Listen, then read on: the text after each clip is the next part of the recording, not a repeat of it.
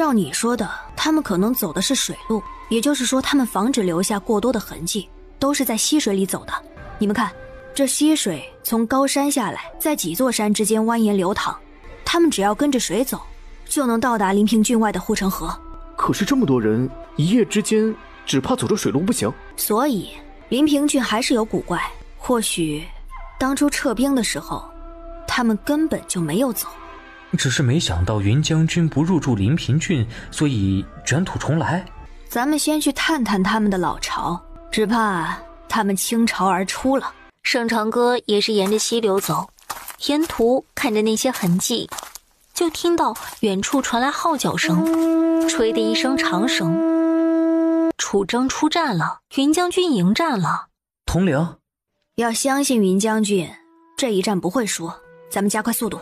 三个人速度极快，很快就到了断崖边。断崖的两边果然连接着铁索。换上他们的衣服。清安没有用铁索，从背包里拿出了绳子和铁爪，对着对面就扔了过去。他先顺着绳索飞速的过去。哇，有轻功就是好啊，身轻如燕。你不会吗？小爷只将近100斤的肉，飞不起来。林和没有说话，看着清安固定好绳索，他飞身而起。你妈，侮辱人是不是啊？盛长歌气哼哼地从包里拿出铁环，扣在绳子上，双手抓着，直接滑过去。山林静寂，竹影森森，三个人悄无声息地在竹林里穿梭。清安，铁索的位置在山崖的中间吧？清安点头。所以他们在下面。盛长歌悠悠一笑，砍了一根竹子，径直扔向铁索。铁索猛烈地震颤了几下，清安又扒了一块石头扔下去，铁索哗啦哗啦作响，紧接着就听到山壁上有动静。趴下！不仅仅是脚下的石壁开了一个洞，铁索对过的山壁也开了一个洞。有人探头出来看了看，没有什么异常，就缩了回去。林和，守在这里，务必找到这里的入口。清安，我们过去。清安留下守在对面，要找到入口的位置。盛长歌却是没有回去，而是顺着溪流溜溜达达的往临平郡的方向走去。前面城门口厮杀已经结束，楚征退回临平郡，关门不出，而云溪的人正在打扫战场。快点走，等着用呢。就是搜集的有点少，这么等，猴年马月才能轰平天齐。行了，听说在北疆已经找到矿石了，今天就要送到了，估计今晚就会有人送来了。盛长歌盯着两个人往兰江的方向走，临近水边的城墙上开了一个小门。盛长歌转身往回走，在一处比较坎坷不平的地方，发现有白色的粉末，是消石，好好准备吧，小爷特别需要。统领，出入口在这边山谷的溪流旁边。走。什么人？眼都瞎了，敢这么问？做什么？你丫的，我们追击盛长歌一路回来就让去搬消石，你丫还敢拦路，找死是不？走吧。这是一个偌大的空间，不同的人在不同的区域做事情，井然有序。怎么回事？上面让去带消石，说是急用。你不是？嘿嘿，小爷就是你们找的盛长歌。收拾干净，毕竟以后咱们还要住在这里的。留下的一个叛军战战兢兢地蹲着。平时怎么过去的？有没有什么暗号？那个叛军抖抖索索地说不出话来。想死？啊，不，绞盘的旁边有铁环，用那个过，没有信号，因为每个人的衣服都有标记的。标志？这里遇光会有不一样的颜色。清安的衣领果然在灯光下有浅淡的绿芒。盛长歌蒙上脸，抓着铁环扣上，一队人都过去了。怎么这么多？哎呦，今天打了败仗，上头急了，我们追击盛长歌，刚回来就给弄来了。你丫的以为我们想来啊？去吧，前面第3间屋子。盛长歌有点懵，从怀里掏出一个金锭子，扔给那个人。大陆，你不知道多久没回来了，谁知道哪个，没心思找。哎呦，大哥，收获不少呀。走，这边请。现在都出去了吧？都回天齐了，我们这里剩了不到100人留守。算了，你们去背，你给爷酒，爷和这位喝一杯解解乏。看你客气的，我那儿也有。走。这是明月楼的梅花酿，你尝尝。早就听说了，就是没有机会吃。那这个是？狼肉大补的，你懂的。兄弟高。两个人推杯换盏，倒是欢快。不过盛长哥的酒都倒入袖子里的帕子上，他这一杯倒的酒量绝对不敢逞强。唉，你说咱们人都过去了，还回来吗？我倒是怀念在这里的安逸日子，战场上都是拎着脑袋啊。兄弟，这里怕是不回来的多了，即便是回来，以后也会被作为最后的退路。其他地方的呢，也都准备动了，咱们是不是要干个大的？西边倒是没有动，倒是听有的兄弟说呀，北疆要动了。到时三面夹攻，胜利指日可待，你我到时皆有功啊。得了吧，且不说活不活得下来，活下来也轮不到你我这等小人物呀。唉，何况呀，和西越、南楚、天竺、羌胡都有交易，他们也是吃人不吐骨头的，到时候不分一杯羹，这战争呀，有的打。哥们儿，有交易就有条件啊，他们不会乱来的吧？其他地方我不知道，这里我听人偷偷说，要把成安给西越，西越占据了成安，难道就能安分在此？统领，都装好了。兄弟，好好喝，我们要回去了，这里苦寒，不比我们在外面。哎呦，还是老哥懂我。等着，我把铁索给你们升高，方便滑过去。绞盘调整好高低，那个人晃晃悠悠地走来。不如和我说说萧石从哪里来的？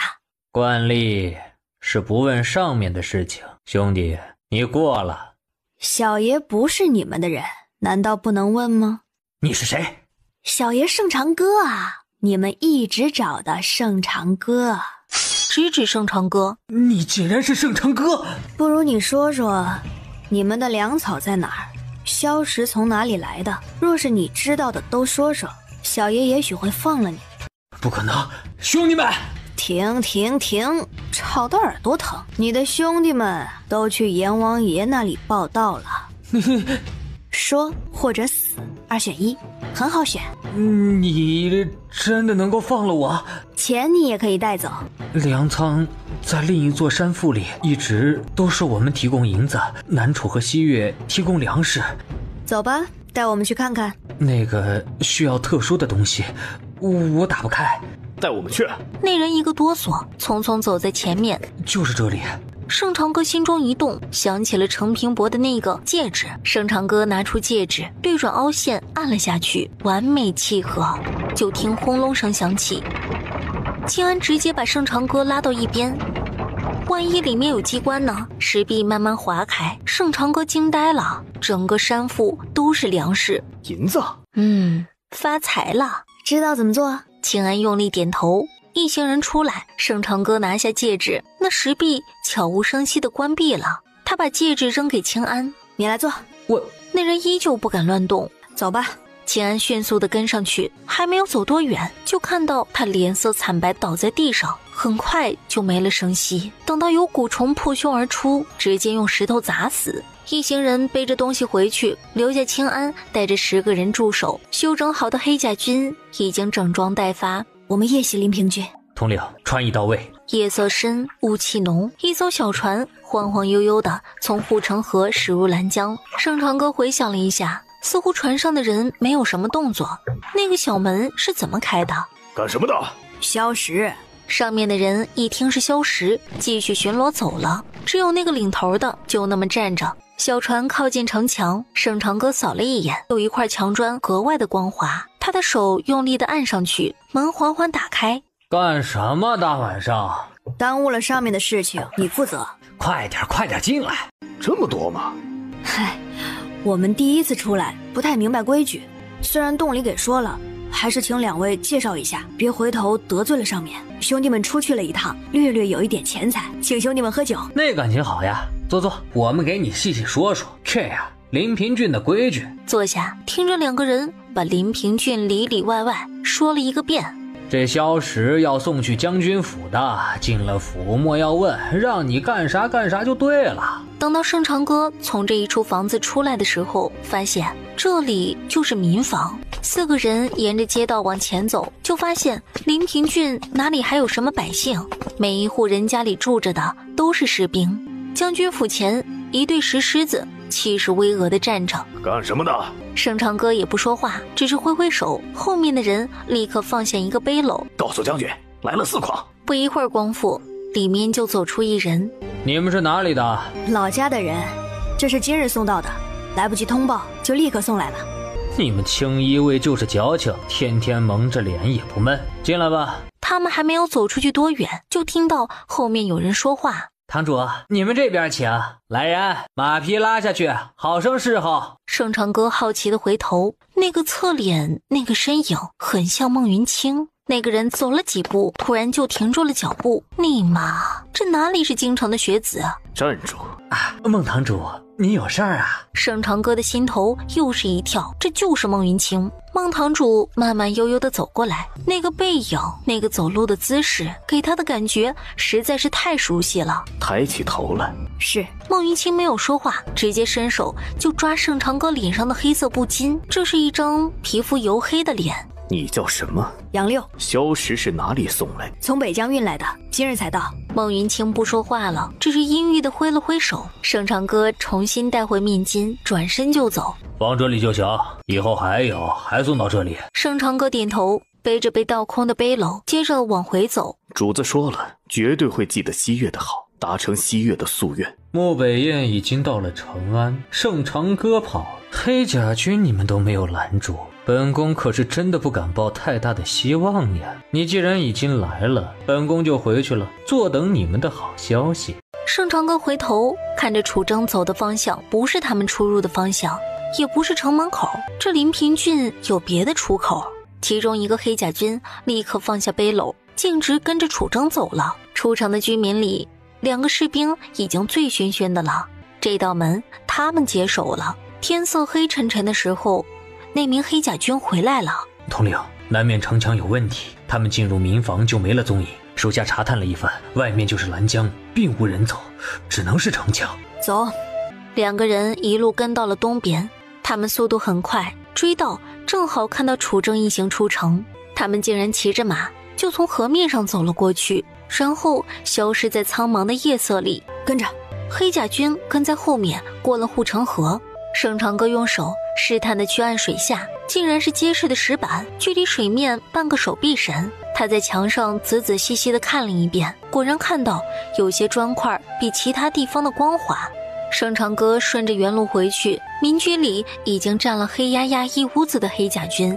粮草只能在这里或者这里，2处都毁了。将军府有火药作坊，你们几个人和本统领一起去，其余人各自分散开来，今夜只斩首领，只要首领。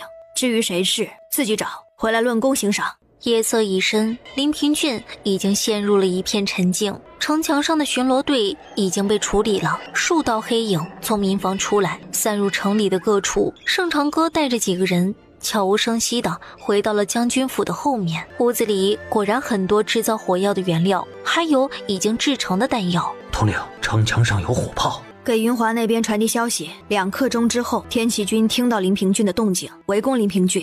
他掏出一张舆图，在上面2个地方做了标记，告诉穆北雁派人守着。看着黑甲兵飞速离去，他拿出手弩，悄悄往主院而去。说是能够捉了孟云清，估计能知道很多东西。夜色寂静，将军府里的灯火依旧明亮。盛长歌不由叹气，竟然没有机会。现在不适合打草惊蛇，哼，算他命大。不久后，将军府一道亮光冲天而起，也就是这一瞬间，只听城外杀声震天，而城内先是将军府轰隆作响，火光冲天，接着是城楼上的火炮，不知道怎么的就奔着城里打了过来。随着轰隆的声音响起，火光几乎是映红了半边天，整个临平郡都震动了。哀嚎声、奔跑声、哭叫声，到处都是一片纷乱。大门被从里面打开，无数的天骑军队扑进来，直接斩杀。为首的赫然是叶哥带着的一队黑衣黑甲的黑甲兵，他们长街策马，马过之处刀过，绝对不会留下隐患。盛长哥那厮的人真帅，特别帅。哼，不过是装模作样。但是叛军的集结速度也很快，转眼之间就已经在城里集结好队伍，和天齐军队呈对抗之势。城里又是一道亮光，那些黑甲兵调转马头，退出去！你说退就退，给本参将上，今日务必拿下临平郡。话音未落，只见一道黑影闪过，他已经被拎了起来，放到另外一匹马上，径直奔着城门外奔驰而去。天齐军来得快，走得也快，叛军几乎还没有反应过来，面对的就是空荡荡的躺满尸体的大街。尼玛，这什么事儿啊？谁家打仗这么打？只听轰隆的声音响起，城墙塌了，粮仓被烧了，将军府被炸了！一声一声，站满大街小巷的几万人面面相觑。这什么进攻方式啊？大街小巷庭院里的叛军面面相觑。现在怎么办？头领呢？将军呢？堂主呢？出来说句话呀！我们的守备被人杀死了，总气死了！堂主，你看，这个打法不是云溪的作风，不是长安任何一个将领的作风，只可能是不按常理出牌的盛长歌和他的黑甲军。或许他今天遇见的那个人就是盛长歌。堂主，孟云清收回思绪，抬头，脸色骤然黑沉。临平郡被围了。无知小儿，明明胜利在望，今夜就可以灭了叛军，为何放过？你这是通敌叛国，你这是罔顾君恩，罔顾百姓，是吗？顾参将，好大的帽子！这通敌叛国，罔顾君恩，罔顾百姓，本统领可是担待不起。难道不是吗？明明就可以胜利。你确定就是可以胜利？城已破，叛军已乱，此时一鼓作气，势如破竹，他们根本就没有反抗之力。有一些下属就站在他的身后，显然是支持他的说法的。这个盛长歌简直就是胡闹。不如顾参将和本世子这个黄口小儿比试一下，先论实力，再论道理，如何？就让本参将教训教训你。列队观战。是。不如顾参将先请。本将不欺负人，你先来。那长歌就不客气了。还没有看清楚是怎么回事，顾参将已经摔在地上了。好刀啊，顾参将，你输了。再来。云华，给本世子拿一支朱砂笔，不如你们一起。给。盛长歌微微一笑，迎着顾参将他们就走去，在他们中间穿梭，速度极快，身姿诡异。你们输了。胡说！你们说了，看看你们身上的红色朱砂点中的地方，若是他手中拿的是匕首，你们还活着吗？众武将齐刷刷的低头，有人是胸口，有人是脖子，有人是眉宇间。诸位，进来论道吧。本统领会说说这么做的理由。黑甲军在此，若有不服气的，想要切磋的，尽情去。营帐里，穆北燕盯着于途看，一张脸上都是笑容。小哥儿是越来越出色了。盛统领，说吧。顾参将，今夜当然可以一鼓作气，但是叛军被逼急了，狗急跳墙，几万人，咱们的伤亡会小吗？战场上哪有不伤亡的？我自然知道，战场上会有伤亡，但是我们也好，外面的士兵也好，都是人生父母养的，为何就一定要死？如果可以避免伤亡，为何要去送命？难道他们的命就不是命吗？难道因为他们位低言轻，还是他们注定要为诸位的功勋铺路？盛统领的妇人之仁会害了你的。妇人之仁和怜惜自己的士兵那是两回事。难道盛统领就能做到不伤亡？我不能做到不伤亡，但是我会最大限度地降低伤亡。从京城到成安，我经历了近10次袭击，是叛军的轻衣卫，你们只是遇上普通士兵，还没有遇到轻衣卫吧？还有狼群袭击，亡2人，轻衣卫前后死了700-800人。盛长歌不去看那些将领的脸色，知道他们心里也是不服气的。昨夜我们就到了临平郡西边的山中，兰江对过的西岳这里，是叛军的老巢，他们依靠铁索来回。如今老巢已毁，这边的是我的人在守着。众将领哑然，竟然找到了叛军的老巢，骗人的吧？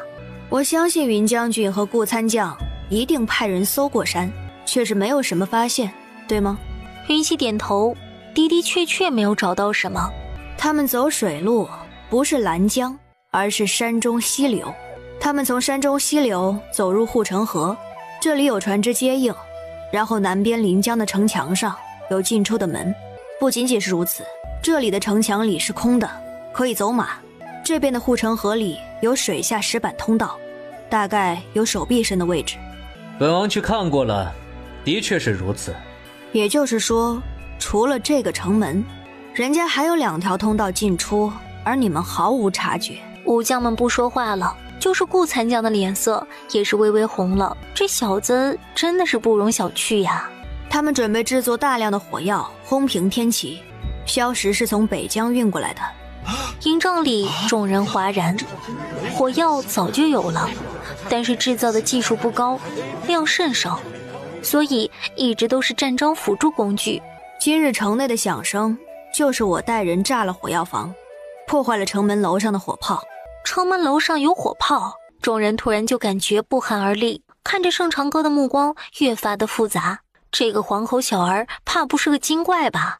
所以现在的临平郡没有可以进出的道路了，江面围上，两边围上，这边有驻军，等于困死了叛军。我烧了他们的粮仓，斩了他们一半的领兵官员，并且他们后备粮仓也在我的手中。所以他们已经是困兽。若是这几万人马知道没有退路，拼死一搏，在那之前他们会等回援。楚征出了暗道之后往这里去了，探子来报他们进了天关郡旁边的小村子。你是说楚征会回援？不仅仅是楚征，南楚、天竺、羌胡都和叛军有关系。对于西岳的承诺是，若掌控天齐，成平划给西岳。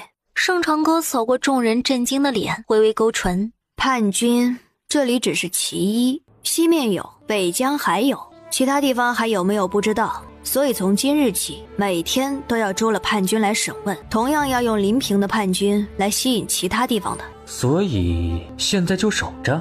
800里加急送信回京，把所有的情况说清楚。在西边镇守的，还有在北疆流放之地，都要加强警戒，最起码要知道哪里有叛军，有准备，而不是让他们长驱直入。京城就靠景亭了，他们注定是鞭长莫及。对了，对面城里目前的统领，他们都称呼堂主，是孟云清。孟云清？唯有孟林渊静默站着，不言不语。孟云清是吧？且等着。尹将军，不如陪我看看军营。嘿嘿，自然好，本将军的荣幸。穆北燕，带人跟着灵河走，去搬粮食吧，防止夜长梦多。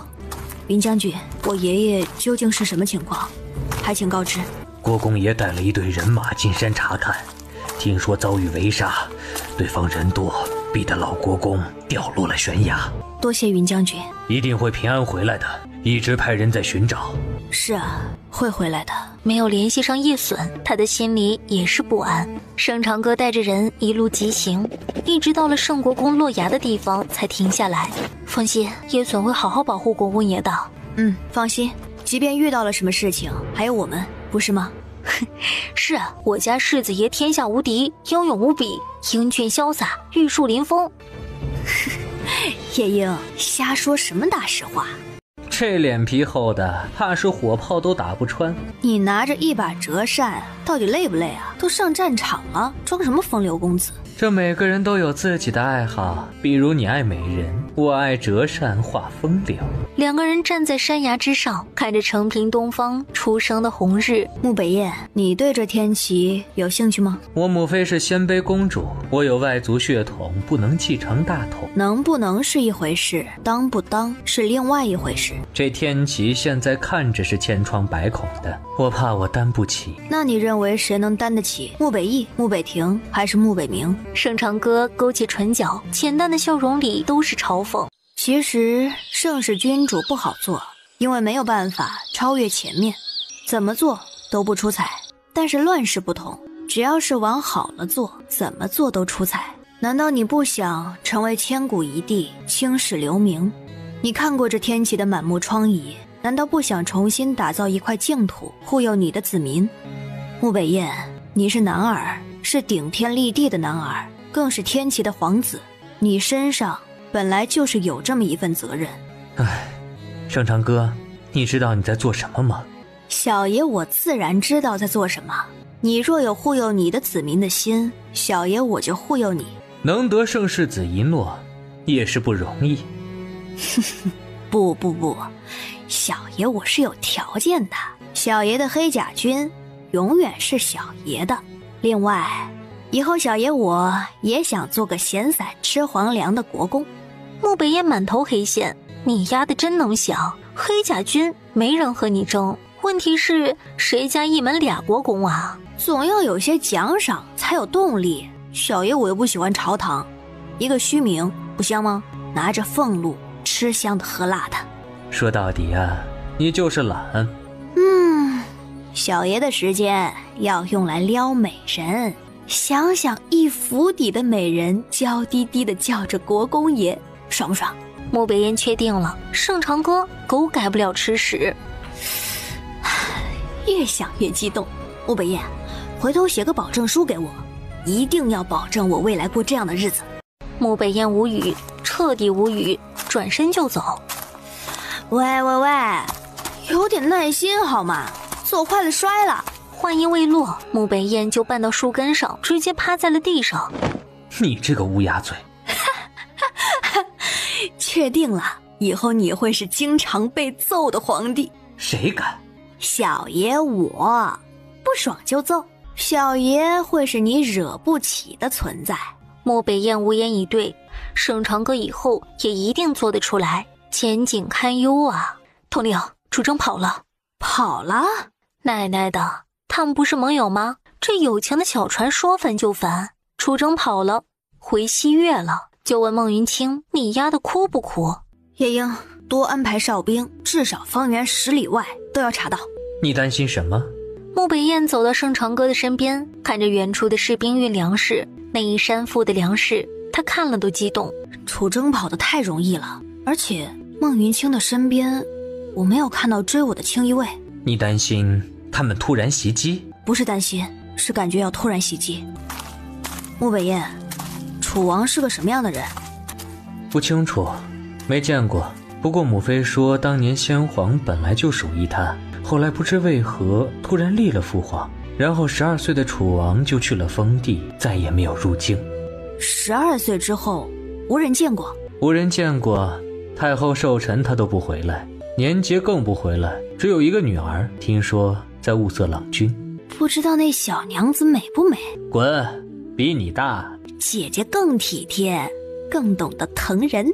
你是想念你爷爷的那根小条子了吗？穆北燕，派个探子去楚王封地，争取见到楚王和楚王的女儿什么样子，画下来带回来。你怀疑？懂了，你那个二哥穆北冥也很有趣。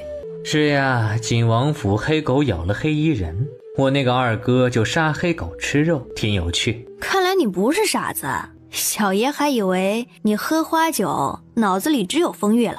滚，本王聪明着呢。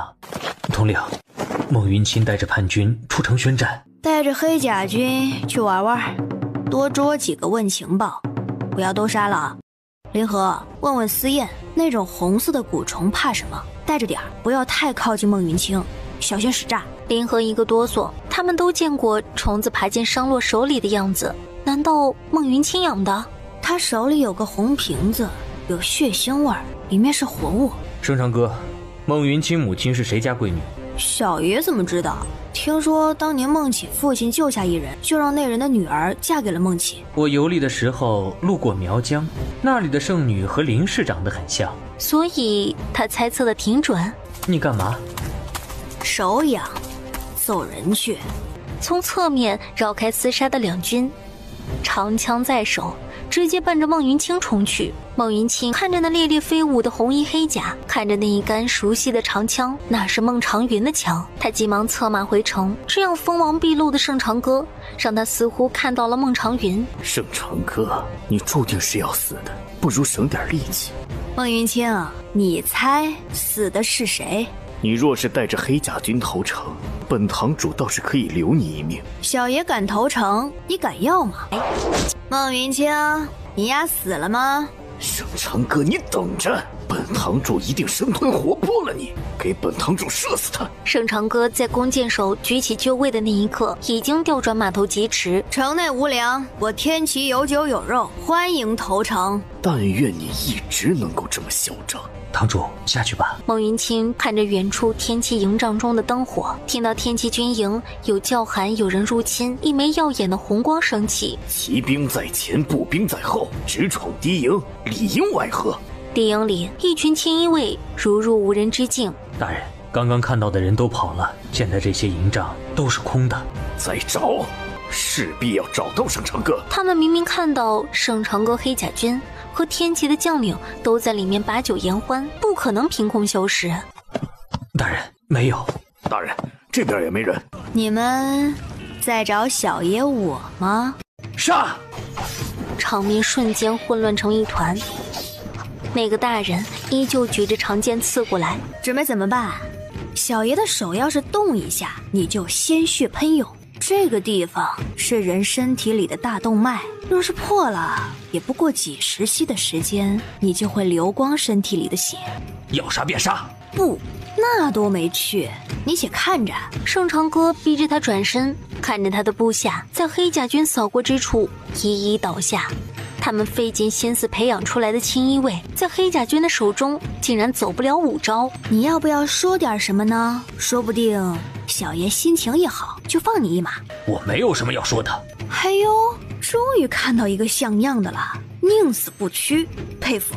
那就走吧，小爷放了你，希望你的上司也能放了你。那人冷哼一声，转身就往外冲，铁蹄声声，战马嘶鸣。怎么办？这马小爷想要。统领且等着。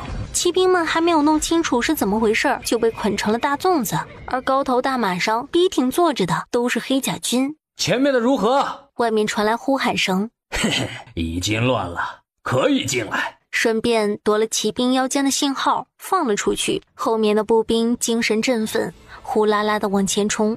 城楼上的孟云清看着这般的长驱直入，脸上渐渐地弥漫上笑意。回头，退回去有诈！他的声音瞬间被呐喊声淹没掉。那个大人向着城楼的方向急奔。堂主，空城计有诈！祸乱军心，杀！看着另一波羽箭袭来，他绝望地闭上眼睛，但是下一刻人也被鞭子卷起，然后飞速地离开。果然是奸细。盛长歌的诡计而已。那营帐里喊杀声震天，火光四起。孟云清终于笑了，他就说了，他只是没有盛长歌的身份，他从来都比盛长歌出色。堂主，回撤，撤回来，快点儿！话音未落，只听他们的身后杀声震天，前后夹击。透过人群，他们能够清晰地看到临平郡的城门关闭了。哼，怎么样，投降吧？咱们天齐有吃的有喝的，赋税不重，百姓安居，何必谋反呀？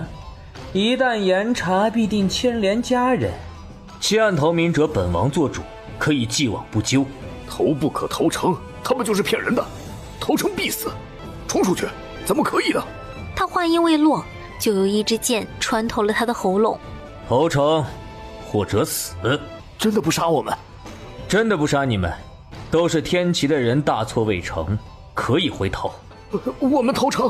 孟云清，谢谢你送人来了。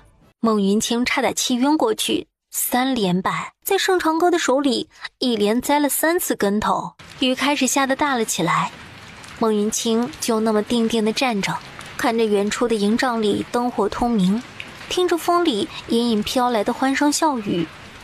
盛长歌，盛长歌。孟云清猛地吐出一口鲜血，整个人往后倒了下去。来来，我等敬圣统领一杯。不能喝啊。圣统领这是看不上我们。待会儿别忘了带小爷回去。各位，盛长哥酒量浅，回头不要笑话啊。不会不会。盛长哥一杯酒下肚，2句话没说，就开始眼波盈盈，两腮泛红。顾参将，你不要晃。顾参将端着酒杯一愣，他没晃呀，站得稳稳的呀。我和你说啊，林平君叛军就是一块吸引野兽的肥肉，他们会来的，都会来的。话音未落，人嘻嘻笑着，一头栽倒在赶过来的夜莺怀里。一营帐的人都愣住了，这什么情况？那个抱歉啊，我家统领一杯倒的酒量。这小子这么多年花酒怎么喝的？京城第1纨绔，一杯倒。仗义，一杯还陪着我们喝，这盛统领咱们认了。盛长哥回到营帐，被喂了解酒汤，这才微微缓过来一点。盛统领。夜莺转身出去，继而回来说道，说是景世子派来的人。让进来。盛统领。他手里提着食盒，里面有香气钻出来。盛世子，您吃着。我说。景廷这是投喂习惯了，见面就送吃的。北疆已经派人去了，有所防备。西边联系过裴家二爷了，也有了防备。世子爷不用担心，沈祭酒和这件事情没有关系。那日也是有人托他送东西给圣战，他走了一趟，圣战留他吃了饭。我家爷说因为沈祭酒曾经在凤元书院待过，所以被拉出来当挡箭牌的可能性比较大。盛长哥挑了挑眉，和他想的差不多。西岳国君身体不好，前几日还昏迷过。难道这就是楚征匆匆离开的原因？南楚、天竺、羌胡都在边境增兵，我家爷怀疑是要和叛军里应外合。虽说攘外必先安内，但是釜底抽薪最好。哼，小哥好俊啊，以前怎么没有见过你？给小爷我摸一下皮肤好不好？那小哥脸色顿变，落荒而逃。唉，好可惜呀，军营里都是晒得乌漆抹黑的，难得见到这等好颜色。世子爷，咱不这样好吗？那小哥吓得脸都白了，你不知道跑得有多快。小哥还小，不知道人世险恶。商家传来消息，南楚四皇子率兵集结边境，南楚中攻打天齐的声音甚高。另外，商洛说，在南楚皇室中遇到一个女子，似乎那人和蛊虫有关联。然后，夜莺低头，下面的话说不出来了。盛长哥好奇的拿过卷在一起的纸条，要想你俊逸非凡的秦哥哥我，不可以沾花惹草。他说的这些话，你可以当作放屁。你丫的偷吃东西是不是？果然不仗义。后面还有脸色红扑扑的云华，一双眼睛不时看着盛长哥。盛长哥顿时收敛，这个云华他不敢聊，聊了没办法负责呀。2杯酒下肚，佩森就开始跑偏了。哎，你丫的可不知道啊，当初你的女装真美，你若是女人，小爷一定娶你。哎，可惜了。娶我？可惜？小爷就是女人也看不上你。嘿，你丫的说动手就动手，不就是闲话吗？小爷是称赞你，懂不？小爷认为你想要娶小爷就是侮辱，你配不上小爷，怂货。小爷愿意揍你，那是你的荣幸。说着，他转头盯着闷笑死吃的穆北燕。小爷记仇，你感觉小爷会忘了？那个，我去看看那些俘虏安排的怎么样了，你们吃。说着，脚步匆匆地出了营帐，不走等着挨打吗？你是不是想让他也穿一回女装？盛长哥猛一抬手，裴森立刻抱头。你丫的是不是有暴力倾向呀？打人是不对的。哼，真怂啊！好走不送，小爷我要睡觉了。小爷可以陪你睡，可以和你聊聊天。立马滚，不然小爷的拳头不认人。你嫌弃小爷？哎呦！他被夜莺拎着扔了出去。临平郡里，孟云清也终于悠悠醒来。堂主，您终于醒了。怎么样？那些人呢？全部投诚了。孟云清不说话了，眸光里都是浓浓的杀气。他以为那上万人马可以抵死抗争，即便是不能活着回来，也是能够重挫天齐军队的。前面的大堂里就传来吵吵闹闹的声音。怎么了？堂主既然醒了，就去看看吧。孟云清眸子一沉，那就不是好事。堂主呢？抛弃那么多兄弟，难道不应该出来说说？就是，没有见过这样打仗的，随意扔下自己的士兵，没有士兵还打什么？一将功成万骨枯，你想要成将，也要有兵呀，难不成堂主自己上吗？所以，你们让本堂主敞开城门，让你们也被捉吗？舍弃他们保护你们，还有什么不满意？战争不会不死人，也不会少死人。你们是今天才明白吗？似乎也对。众人压下心头的愤怒。堂主，断粮了。粮仓呢？粮仓被烧了，老家有粮食，咱们也出不去呀。本堂主想办法，先忍一忍。若有闹事者，直接斩杀。听说圣国公下落不明，掉下悬崖，咱们的人还在暗中搜捕。孟云清的嘴角扬起诡异的笑容，正说着话，心口一动，尖锐的痛楚之后有莫名的舒坦感觉，目光锁着自己的胸口，笑意满满。圣长哥，你且等着吧，鹿死谁手还未可知。世子爷呢？听风总管，世子爷说是去茶馆听书。听书？哎呀，祖宗哎，这个时候听什么书呀？从圣长哥离开了京城，自家的世子爷怎么都不像是原来的世子爷了。听风窜进茶楼，自家世子慵懒地靠在椅子上，长宁郡主在对面的茶楼，目光悠悠地看着这边，如怨如诉。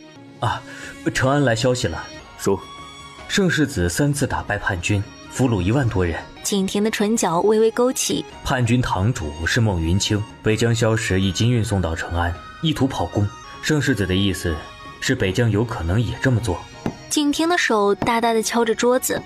圣世子和贤王在山头看日出，相谈甚欢。他很闲是吧？那个跑腿的说圣世子夸他长得好，要摸摸他的脸，他吓跑了。把那个小子调配去最远的地方，小白脸似的，需要练练。爷，你是在吃醋吧？摸你也没给摸呀。还有吗？云将军的女儿云华爱慕圣世子，对世子表白说要嫁给圣世子，商洛还给圣世子写情书。一口气说完，听风悄咪咪再退，送点南方特产给镇西将军府夫人和老夫人，就说军营接男儿云华再多有不便，会坏了名节，用穆北燕的名义。听风不敢多说，只能点头。景天一下楼，那长宁郡主就跟着下楼。景世子，郡主先走一步。长宁郡主的脸华丽丽的黑了。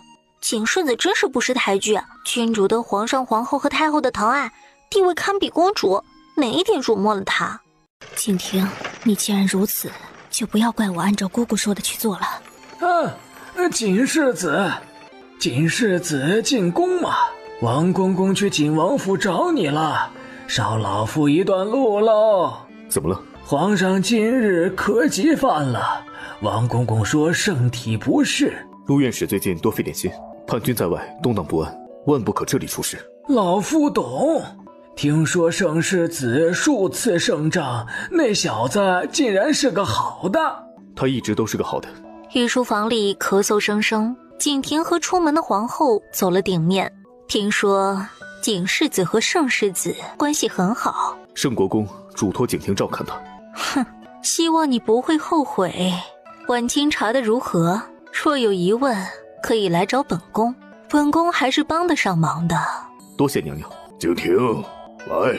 从御书房出来的时候，景婷的手里拿着一个盒子，木刚说是密旨，等到天气有大的变动，万分紧急的时候才可以打开。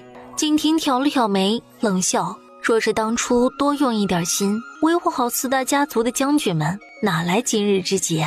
刚刚来的消息，圣世子的人被围杀，圣世子受伤了，如今追着劫持圣国公的人往凤元山方向去了。去凤元山？可是世子爷，让他来替我。脑海里只有一句话：圣长哥受伤了。4更天的时候，军营西面的山林里似乎有什么动静，隐隐的听到什么鸟类的叫声，有点尖利，有点刺耳。盛长歌猛然起身，冷汗尖尖的坐起来，抓起外袍，一边穿着一边出门。那个鸟叫声是黑甲兵遇到危险才会发出来的。盛长歌挥挥手，一群人就往外走。盛长哥，怎么回事啊？估计清安他们出事了，我要马上赶过去。穆北燕，也可能是调虎离山，但是明知山有虎，我却不能不去。要不要我带一些人？不用，守住成安。我说的守住的意思是不让一只鸟、一只老鼠、一条虫子从临平郡出去，困死临平郡。当然，如果有投诚者，都接受，好好对待，回来好好甄别。我懂，成安的军队已经全部排查一遍了，暂时没有。不要说的这么正经，好像生离死别似的。滚！小爷是要当国公的人，不会死。有可能是京城，有可能是别处叛军，或者是敌国还会来救人，你自己注意。兄弟，我信你，不要让我失望。若是情况有变，我会给你讯息。若是可以，多听听孟林渊的意见，他天生将才。盛长歌说完，转身就走。还没有到山崖的那个洞口，就听到了刀剑相撞的声音。夜莺带着一队人已经潜伏上去，盛长歌带着另外一队人马直接斩杀过去。山洞外横七竖八的躺着不少人，山洞里清安等人都在，明显撑持不了多久了。说吧，你们是谁？你不如问问小爷我。你就是那黄口小儿盛长歌？就是小爷我。是你这些渣仔杀了我那些亲衣卫。若杀了轻衣卫的我们是渣子，轻衣卫是什么？渣子中的渣子。无知小儿牙尖嘴利，你家那个老东西尚且不是对手，别说你了，爷我不屑于动手，你自裁吧，那样爷我还能给你们留一具全尸。是吗？小爷我一向不服输，更是宁死不屈。宰了他们不用客气。轻衣卫瞬间就扑了上来，盛长歌冷喝一声，直接迎了上去。你们也配叫黑甲兵？兄弟们，拿出你们的真本事！血腥味儿瞬间就更加的浓郁起来，一击不成就2次，两个人一组配合默契，即便是受伤，只要不死，就一定要弄死对方。盛长歌一击不中，竟然被对方的刀刃擦过脸颊，火辣辣的疼。血腥气让他的眼眸森冷，伤了他，伤了他的人，都要付出生命的代价，没有任何一个人可以例外。他身子诡异的上前，却被对方躲过匕首，一掌打了出去。统领，无事，放心，绝对不会丢下你们，哪怕是死。绝对不会丢下统领，哪怕是死。对方又扑上来，长剑刺来，盛长歌就地滚开，堪堪躲过。嘿嘿，黄口小儿竟然学的是驴打滚吗？简直辱没尽了盛家军的风骨。而山洞外面，此时扑进来5个蓝衣蒙面的人，直接加入战局。黑甲军一愣之后，发现是自己人，并且功夫很不错。有2个人直接奔着要刺盛长歌的杀手过来，那人自保之余，一脚将盛长歌踢了出去。我命休矣！黄口小儿真把自己当回事儿了。盛长歌骤然起身，单膝跪地，慢慢抬起头，看着那个首领。小子还挺美，不知踏上滋味如何？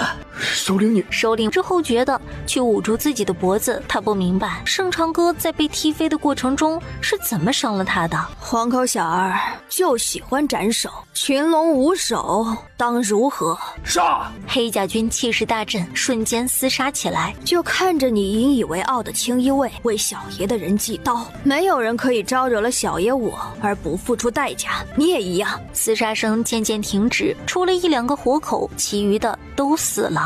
说吧，你们来这里的目的是什么？统领，不必问了，叶隼的人来报信，他们归途遇袭，这些人是跟着报信的人来的。统领要去救国公爷。那人呢？统领，往西20里，野狼谷。杀了，多谢兄弟。言罢，众人撤出，径直往野狼谷而去。没有走多远，就听到身后轰隆一声巨响。统领，那里没用，既然不好收，那就炸了。小爷不要的，他们也别想要。天色已经亮了，野狼谷里一片狼藉。统领，黑甲兵，清安，带着他和重伤的人回去，让叶哥带着思琪和其他无伤的人追过来。统领，我可以。服从命令是军人的天职，回去等我消息。清安一步三回头的带着几个重伤的人往回走。剩下的黑甲军左边山上一队，右边山上一队，剩下的一队跟着我走山谷。真正的比我们还要强的对手来了，为了我们的兄弟打起12分精神来。是。统领，我们的人。盛长哥试了试，还活着。救人，带走。盛长哥不由得加快了速度，明明知道这些黑甲兵都是诱饵，他却不能不去。快一点，再快一点，是不是就可以少死很多人？他的黑甲兵都是他的家人，他不允许这样死去。傍晚时分，已经翻越了连山，城镇的另一边是连绵起伏的凤元山，再也没有黑甲军被丢下，但是人也是没有追上。叶哥将剩下的黑甲军和大黑都带来了，盛长哥给大黑闻了闻那些被带走的黑甲兵的味道，大黑汪汪叫了2声，就一路向前奔去。进了城镇，直接雇了数辆马车，众人在马车上吃东西休息。到达凤元山山脚下的时候，已经是暮色四合。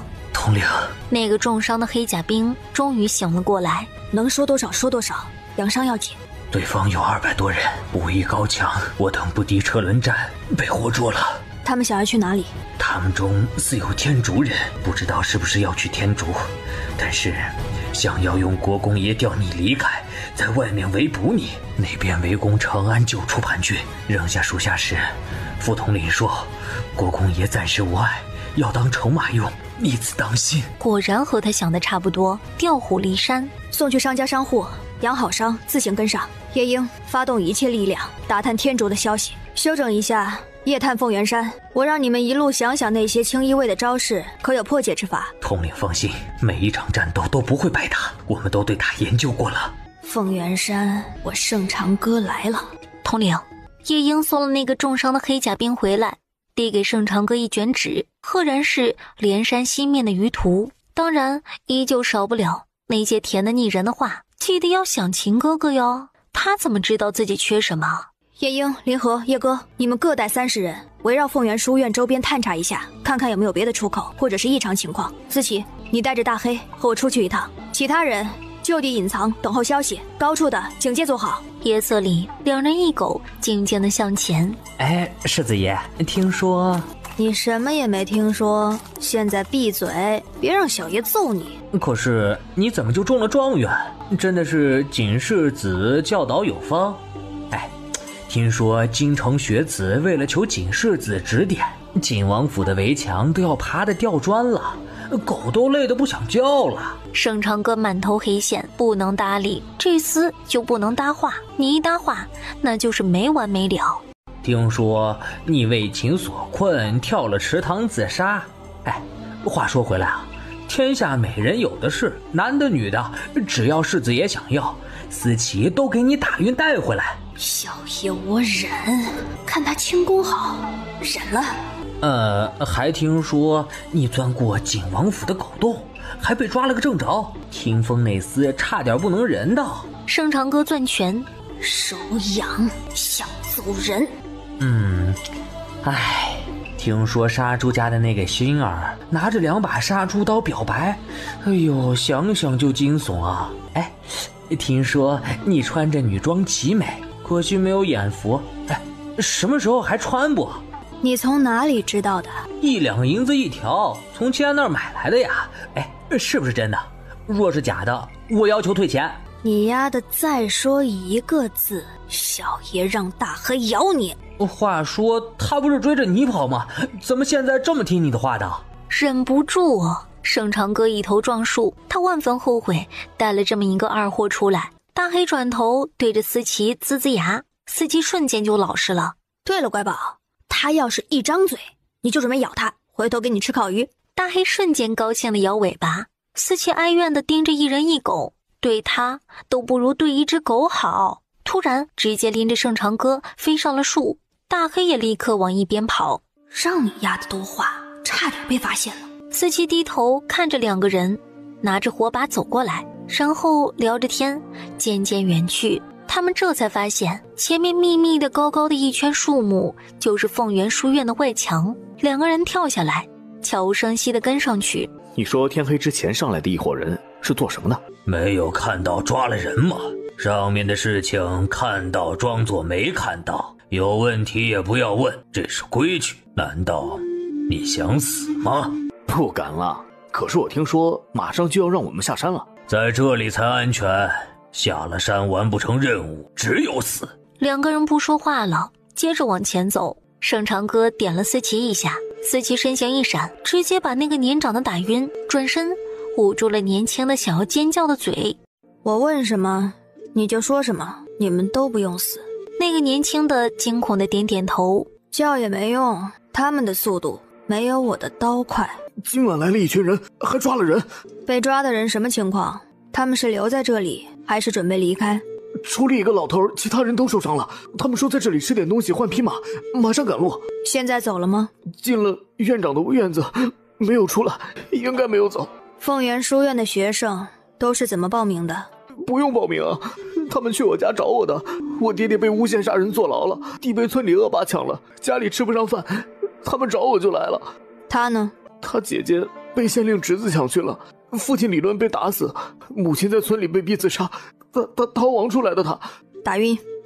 思琪已经打晕了两个人，扒下了衣服，两个人换上，举着火把直接往前走。还没有到凤元书院的额门口，迎面就走来两个人。快点进去，马上要宵禁了。哎，这小子不是个话痨，怎么脸色惨白？别提了，遇到个野物，又遇到个鬼打墙，半天没有走出来，吓得。这么一说，我也感觉毛骨悚然的。走，快点进屋啊！吓傻了，这就是你屋，到底还是个孩子，不扛事儿。思琪和盛长歌对视一眼，进了屋子。这样的房间一排至少有上百个，这里从上到下也有4、5层，上千人是有的。看不出来，小小的凤元书院竟然比天齐任何一个书院的人都多。两个人静静地躺着，听着走廊上巡查的脚步声过去，然后又走过来。夜色渐渐深沉，院子里却是突然就传来了急促的脚步声。我要回家，为什么不让我回家？说是书院，你们做的都是杀人越货的勾当。我母亲是被沉塘了，可是她是被人陷害的。你们说帮我报仇，为何让我做奸细？我生在天齐，长在天齐，为何要反了他，让恶人伏法不行吗？人生而应该有大义，难道我就不能爱他，让他立志清明？那也是为了我母亲报仇啊！盛长歌就要冲出去，思琪一把拉住他，身子一闪，人已经不见了。而那些巡逻兵已经把书生堵在围墙边，无数的刀剑直接砍过去。人呢？有人闯入。没有看到人呢。那个书生有问题。怎么回事？院长，有个书生逃跑，我等准备杀人的时候不见了。不见了？外面加强警戒，书院四周搜罗一遍，院子里所有的人前院集合，清点人数。盛长歌正担心的时候，发现思琪回来了。夜莺他们已经到了书院外面埋伏好了，山下的也已经上来了，这里有高手。他们在山洞遇见的就很厉害，若不是他轻敌，他运气好一点，根本没有机会赢。前院里聚集的人是越来越多，黑压压的一片。今天点名不按顺序点，点到谁出列，到这边空地站着。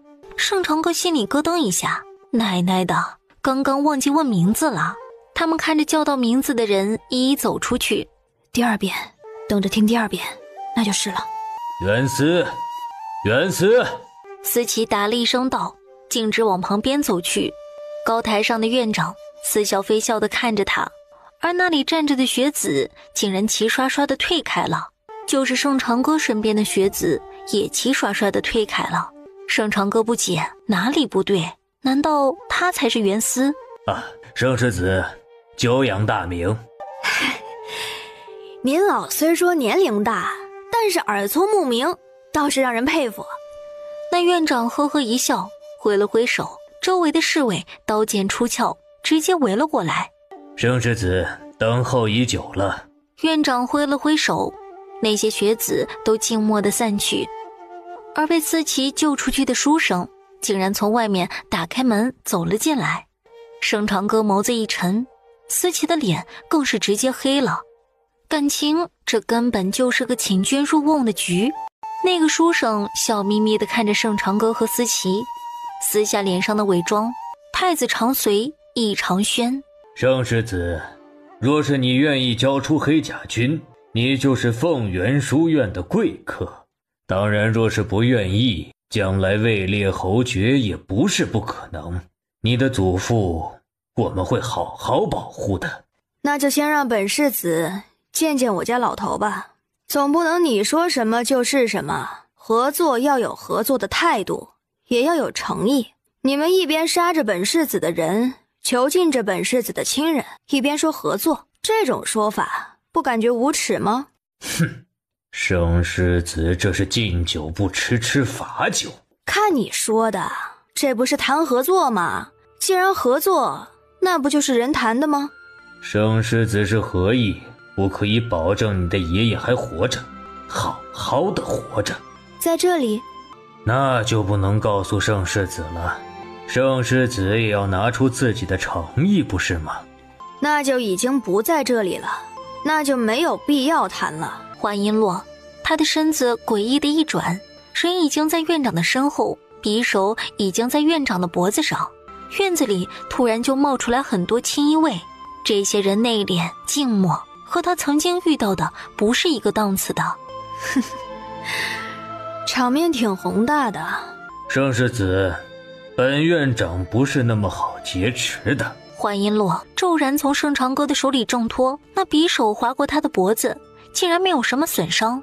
那些所谓的学子重新出来了，这里大概早就不是学院了，而是叛军培养杀戮机器的地方。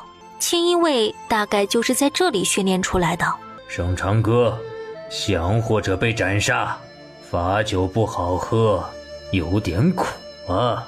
那就来吧，小爷就想要尝尝这罚酒的滋味。杀！思琪拎起盛长歌，拔地而起，长剑急射，只听扑哧一声，思琪的腿上中了一箭，两个人从空中扑通落在地上。盛长歌眉眼一冷，用力一脚把思琪踹入一边的沟里，自己急奔向前。那5个出现在山洞里的蓝衣人再次出现，径直挡在了盛长歌的身后，加入了厮杀。黑甲军从外围攻上来，也加入厮杀，但是青衣卫的人数太多，盛长歌的身后还跟着几十个顶尖的青衣卫。盛长歌心里无比懊悔，万万没有想到一个学院竟然会是青衣卫的聚集地。如果他的黑甲军毁在这里，他怕是要自刎谢罪了。黑夜里的凤元山根本看不到方向，等到盛长歌看到自己前面是悬崖的时候，已经晚了。盛长歌，困兽之争有意思吗？小爷不是你可以招惹的。只听凤元书院那边打斗声骤然停止，接着就是轰隆轰隆的响声，地动山摇，火光冲天。易长轩，谋反的滋味好受吗？你做了什么？你们不会真的以为小爷什么准备都没有吧？杀了他！青衣卫渐渐逼近，而盛长歌已经在悬崖边退无可退。小爷送你们一程，黄泉路上作伴不寂寞。他骤然做出了扔东西的姿势，整个人突然朝着山崖下跳去，轰隆2声巨响，青衣卫齐刷刷地倒成一片，死了的，伤了的，晕了的。盛长歌呢？跳下去了。这么高的悬崖，必死无疑。杀！本阁主希望今日之后，这世上再无青衣卫。而那个黑衣人直接从山崖顶跳了下去。阁主，不可！抓紧杀干净，留着易长轩下崖梯。天色渐渐亮了，黑甲军全部集结而来，都在搜寻，但是水流湍急，没有任何的线索可查。大黑也用不上，因为水冲走了所有的气息。圣国公往哪里去了？他们说有可能去天竺。他悄悄抬头看着面前的人，他怎么出现在这里？他不是不在乎他们家世子爷吗？也没有。景亭脸色越加的黑沉。有一队人马接着往下游走了，一般来说人在水中走不了那么远。景亭猛然咳嗽了一声，感觉到满口的血腥气，心口钝痛。接着找。盛长歌怎么会死呢？绝对不会死，谁都能死，唯有盛长歌不可以死。他不是还没有摸到他吗？以后给他摸，任由他放肆胡来，只要他高兴。盛长歌不在京城的这些日子，他始终感觉心里空荡荡的。若是时时会想起一个人，想起来的时候，心里酸楚有之，甜蜜有之，疼痛有之，嫉妒有之，大概就是话本里说的在乎吧。盛长歌即便是男子又何妨，只要能够在他的身边日日笑闹，那日子总能快活地过下去的。这世间少了盛长歌，就少了颜色，再也没有滋味了。世子爷，您歇一下吧，从前夜你就没有休息过，1天2夜了，这样不眠不休不行的。听风在心里祈祷，盛世子，你可不要出事啊，那样面前的这个怕是就难活了。景世子，景亭眸子一亮，骤然跃起，有消息了，他们在往西飞。大黑也汪汪叫着往西边跑。副统领，人群呼啦啦地围过去，在浅滩上看到了血迹，看到了衣服的碎片，那就是没死。景亭紧绷的神经骤然松懈下来，眼前一黑，直接栽倒。跟着黑甲军的司宴过来，过于劳累，情绪起伏太大，休息一下就好。我带世子爷去书院，那里需要收拾。你们带着人追盛世子，有消息第一时间传回来。你们没有见过我们世子。黎明时分，凤云山山脚下的官道上，一辆马车疾驰而过。郡主，咱们捡了一个小叫花子做什么？你懂什么？看看这个公子哥，那张脸是不是特别好看？郡主，你就是看上他的脸了呗？哼，那是自然，不好看的，本郡主绝对不会浪费时间。哎呀，这皮肤细嫩细嫩的，一看就是富贵人家娇生惯养的，这样的风流公子哥才有情趣。可是你不是要抓了大月的于公子吗？那个也是美。那个太男人，没有这么雌雄莫辨的味道。本郡主可是还没有尝过这个味道。马车上的叫花子已经醒来，静静地听着两个人的对话。在这里叫郡主的，似乎只有楚王家的那位。竟然是这么豪放的姑娘吗？还要尝遍这天下美味。回去洗干净，送本郡主的房间里去。盛长歌悄咪咪地打量着那个郡主，如果不是那般好色，那般飞扬跋扈的样子，他倒是愿意聊一聊的。看什么？那丫头冷哼一声，手里拿着的什么东西猛地砸过来。盛长歌眼前一黑，陷入昏迷。我去，对待美男都这么凶残的吗？他明明就是从河里爬出来，然后准备发信号让黑甲军过来，就被疾驰而来的马儿踢飞了，也就华丽丽的晕了。还有刚刚他似乎被轻薄了，是不是？你妈，这简直不能忍啊！你太粗鲁了，说是伤了他的美颜，本郡主剥了你。放心吧，奴婢打的是他的头，我晕了不好带走啊，万一大喊大叫的，不杀惊扰别人，杀了郡主又心疼。还是你知本郡主心意。副统领，这里有咱们的东西。黑甲军追到路边，看到了滚落在路上裹了泥土的信号，一个整顿黑甲军，重伤的在镇子上的商家商铺休息，阵亡的托商家带回，等信号。联合此起，我们先行跟着大黑追过去。夜莺蹲下看了看，是马车的痕迹，他们在镇子上商家的铺子牵了马。你们为什么这么安静有序？统领以前制定过规则，若是统领不在，副统领最大，副统领就有几个，如果都不在，那就是队长负责。每个负责的人担着的都是整个黑甲军的重担，其他人都要无条件服从。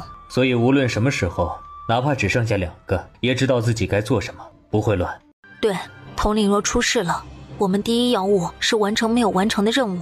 统领没事，我们要先找到统领，再完成任务，因为我们不会丢弃任何一个人。林和和思琪心中震撼，对于盛长歌重新有了新的认识。盛长歌悠悠醒来的时候，感觉周身暖洋洋的，但是立刻他就感觉不对劲儿了，有人在扒他的衣服。他猛地睁开眼睛，屈腿踢出去，还好只是脱掉了外袍。你干什么？你做什么？脱一个男人的衣服，你好意思？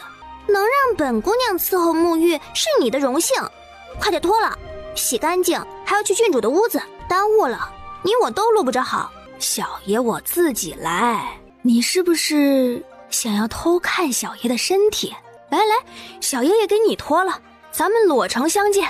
不要脸，你自己洗。你要是不在1刻钟洗好出来，我就让这边所有的丫头小厮都来围观。那丫头气鼓鼓地走了，她匆匆洗好，起身穿好衣服，打开房门。此时已经是华灯初上，这个府邸里亭台楼阁，笙歌漫漫，灯火通明。这天齐西边能成为郡主的只有楚王的女儿穆飞烟。穆北燕说什么来着？穆飞烟正在选亲，难道不是选亲，而是抓夫婿？放了我！隔壁传来嘶吼声，似乎在打架。他身上的摔伤隐隐作痛，他就倚着门口的柱子站着，听着隔壁的动静。你们知道我是谁吗？竟然敢绑架！我们自然知道你是谁，你又不是谁，我们家郡主可能还看不上呢。装什么清纯？送你美人，又不是送你上青天。盛长歌腹诽，说是蛇蝎美人等同于上青天呀。再过来，我就要杀人了！哼，这个小哥还太嫩呀，你调戏一下那些丫头小厮，保证跑得飞快。走，郡主等着你呢。这个小哥真美，怪不得那么破破烂烂的脏兮兮的，郡主都捡回来。穆飞烟漫不经心地抬起头，看到盛长歌站在门口，眼睛顿时一亮。过来，果然是这身衣服适合你，英姿飒爽，雌雄莫辨。众人羡慕嫉妒同情的都有，但是心头都有一句话：好一个俊逸的小郎君呀！自是不比你这一身黑衣还穿出了万种风情。哟，嘴挺甜的啊，真香啊！小爷我是不是该叫你妹妹？哎呀，小郎君叫姐姐啊。瞎说，小娘子这么美好，肌肤水潭，一看就是妹妹。众人舔狗就是这样的吗？穆飞烟那波澜壮阔的，是一个妹妹有的吗？睁眼说瞎话，难道不怕天打雷劈？那就当小郎君的妹妹。小郎君深得我心。小爷撩美人被追杀，浑身疼，妹妹要等等。讨厌，你想哪儿去了？人家就是想闻闻洗过澡的小郎君香不香。小爷自然是香的，但是小爷喜欢一句话：妻不如妾，妾不如偷，偷不如偷不着。难道你不希望一直被小爷惦记着？小爷惦记久了才会放在心上的。放心，小爷就喜欢偷。乖，等着小爷去偷啊！不要让小爷太快得手，太容易的东西小爷不喜欢。嘿，这个调调我喜欢。那是自然，小爷可是最懂妹妹的人。他的手指从穆飞烟的嘴唇一直往下滑，一直到他的胸口。小爷懂你心里所有的骚动。屋子里的众男人目瞪口呆，还有这种操作？还有这么无耻的人？盛长歌却是与穆飞烟相谈甚欢，那欢声笑语的简直要冲破屋顶。小郎君，妹妹等着你来偷啊。小妹妹等着。众人尼玛，这小子看着毛都没有长齐，竟然是个高手。盛长歌溜溜达达的在庭院里走着。往右走，你的房间在那边的竹林里。为什么是竹林里？阴森森的，多冷啊！说不定还有蛇。和你正好的红绿配啊！我家郡主就喜欢不同的男人穿不同的颜色，住可以搭配的院子。你家郡主喜欢给男人做衣服？我家郡主是可以做衣服的人吗？我家郡主挑衣服的眼光一流，每个男人都能展现出最美的一面。后花园里迎面走来一群莺莺燕燕，一边走着一边说笑着。簇拥着中间的一位美妇人。糟了！那胖丫头一把拉着盛长歌往一旁的小路窜去。躲一躲，夫人来了。站住！满园子跑，成何体统？惨了，你且待着，我去叫人。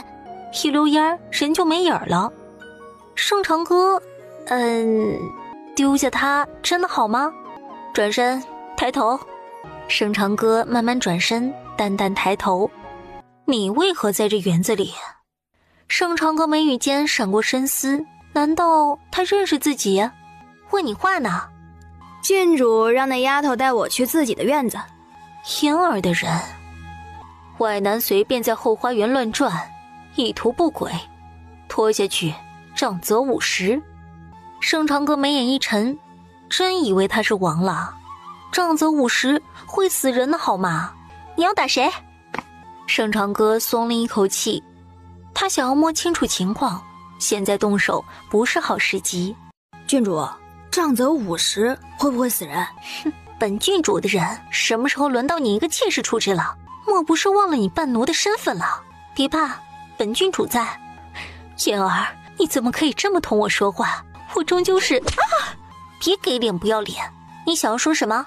说你是本郡主的母亲？哼，本郡主的母亲在佛堂里吃斋念佛呢。你一个妾室，暂时掌管庄柜，谁给你的胆子放肆？燕儿，你父王说了，不准陌生人进府。哼，拿父王吓唬我，给本郡主有多远滚多远，看到你就恶心。燕儿，你知道他们是谁，来自哪里，后面有什么家世背景，会不会连累你父王吗？哼，与你有什么相干？走。盛长歌立刻跟在穆飞烟的身后，溜溜达达的往前走。查，让人去查那个人究竟是什么来历。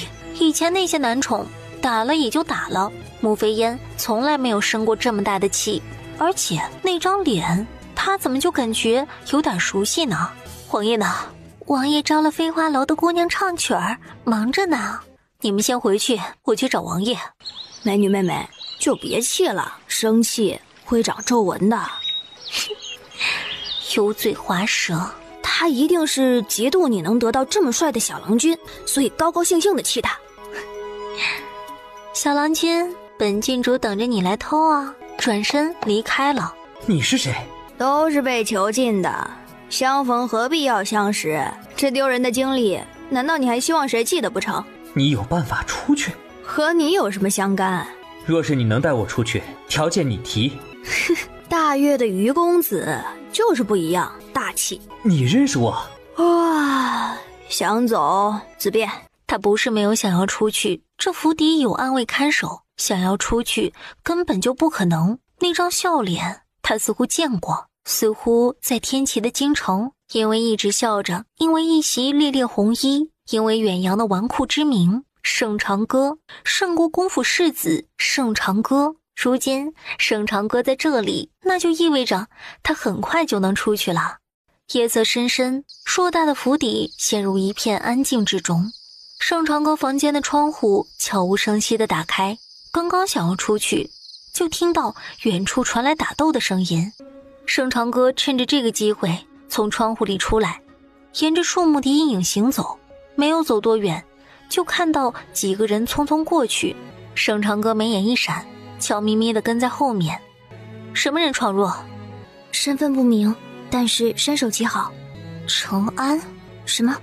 程安在打仗，穆北燕、裴森等人都在程安。我们还忘了一个人。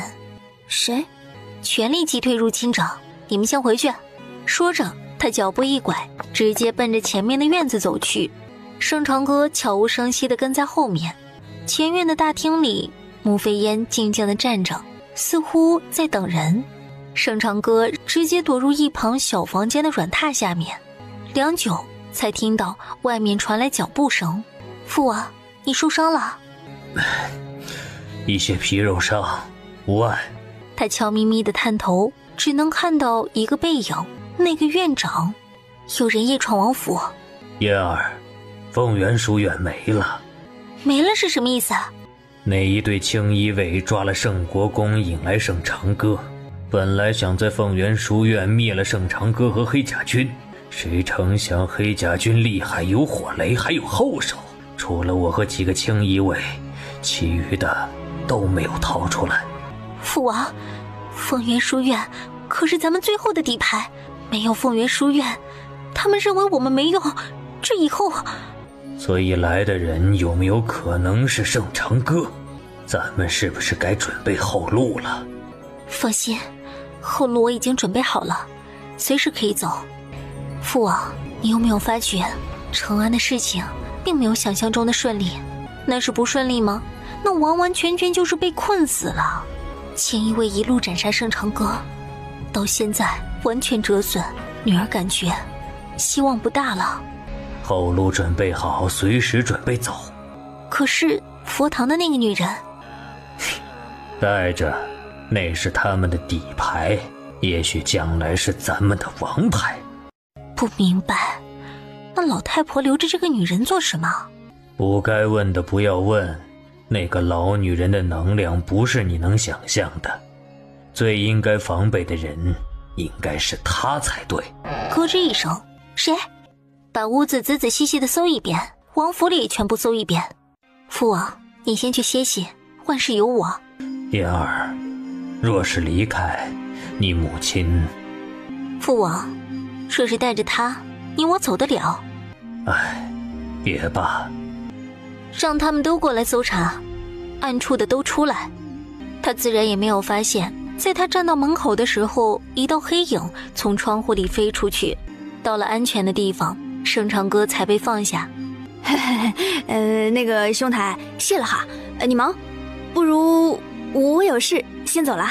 那位台兄不说话，从某处慢慢的抽出来一根小条子。圣长歌咽了一口口水，你妈，还真的是景庭啊。那个好好说话啊，这不是说话的地方啊。那边每一个角落都不放过，头顶脚下池塘都不放过。紧急时刻，先送我去那个金碧辉煌的院子。他没有说话，揽着圣长歌的腰，闪过那些侍卫。等着我啊！圣长歌哼哧哼哧的攀爬不高的墙头，他还故意弄出来声音，哼哧哼哧的，毫不掩饰。景庭不明所以，就那么隐身在暗处看着。里面的侍卫丫头自然也看到了，但是都是笑笑的，装作没有看到。毕竟自家的郡主交代过，不许拦着。来来，小美女，接我一下，小爷受伤了，行动不便。那胖丫头嘟囔着，还是不情愿地走上前。圣长歌邪魅的一笑，往下一跳。哎呦，软绵绵的，感觉真是非常的不错。你给我起来！圣长歌嘿嘿笑着站起来，还不忘在胖丫头脸上摸一把，皮肤很嫩。胖丫头又羞又愤，直接翻了个白眼儿，气晕了。暗处的某个人脸华丽丽的黑了，那只手怎么啥都摸？不是只想摸他的脸吗？他不是唯一吗？圣长歌溜溜达达的一路聊着进去，径直找到了穆飞烟的卧房。哎呦，果然是香闺啊！小郎君，郡主还没有回来，也等着哈。你怎么在这里？自然是来偷人啊！爬墙爬得哥哥的胳膊酸死了。你还真的来偷啊？哎呦，美女妹妹不高兴了。虽说哥哥不才，那也是满天下乱跑的。说说，哥哥给你当解语花。哥哥，人家想要的安慰不是解语花。懂，妹妹喜欢解衣歌。软榻外窗下，咔嚓一声，什么声音？还能有什么？偷腥的野猫啊！哥哥好坏。咔嚓，又是一声。圣长歌心头一跳，景庭这是发什么疯？被抓到咋整？嘿，哥哥，妹妹来了。圣长歌一时不察，被压在他身下，抓着穆飞烟四处摸索的手。妹妹，玩点儿不一样的。随君处置。话没有说完，他径直趴在盛长歌的身上不动了。救命！他的左手使不上劲儿，这女人她搬不动。一声冷哼，景婷用脚把穆飞烟踢下去。感觉如何？撩美人呢，捣什么乱？我看是你要被人吃了吧？就这小身板都没有发育好，忙什么？景婷冷哼，嫌弃地把穆飞烟又勾脚踢回软榻上，顺便丢了一颗药丸在穆飞烟的嘴里。那是啥？是啥？让人产生幻觉的药物，一会儿就醒，不会记得自己晕过去。难道你发育好了？你都知道你有几个女人？本世子是那等随便的人吗？本世子洁身自好。我说兄台，话说你都18了，没有个女人，真的没有问题吗？难道你还是童子鸡？探头看了看景婷黑沉沉的眸子，不会是真的吧？童子身？景婷唰的拿出小条子，盛长歌闭嘴。准许你童子身，本世子就不能童子身？那个，收起你的小条子，我先出去。你找找佛堂在哪里？盛长歌拔腿就跑。说真的，该找个人了。景婷的脸黑得更加厉害了。话说，那个我家的小条子什么时候还给我？圣国公的委托，自然是要还给圣国公。那好吧。溜溜达达的往外走。小郎君，你这是？小爷就是让你家郡主惦记着，抓心挠肝的惦记着，心里只有小爷一个。今天不偷了，明天接着来。盛长歌大摇大摆地走出去，嘴里甚至哼着悠扬的小曲儿。府里的侍卫看到他，也只是看一眼而已。他溜溜达达的满府里逛荡，没有走多远，就看到那美妇人带着几个嬷嬷气冲冲的奔着府里的西南角去了。果然，几个人去的佛堂。毒妇，看看你将我的女儿教唆成什么样子了！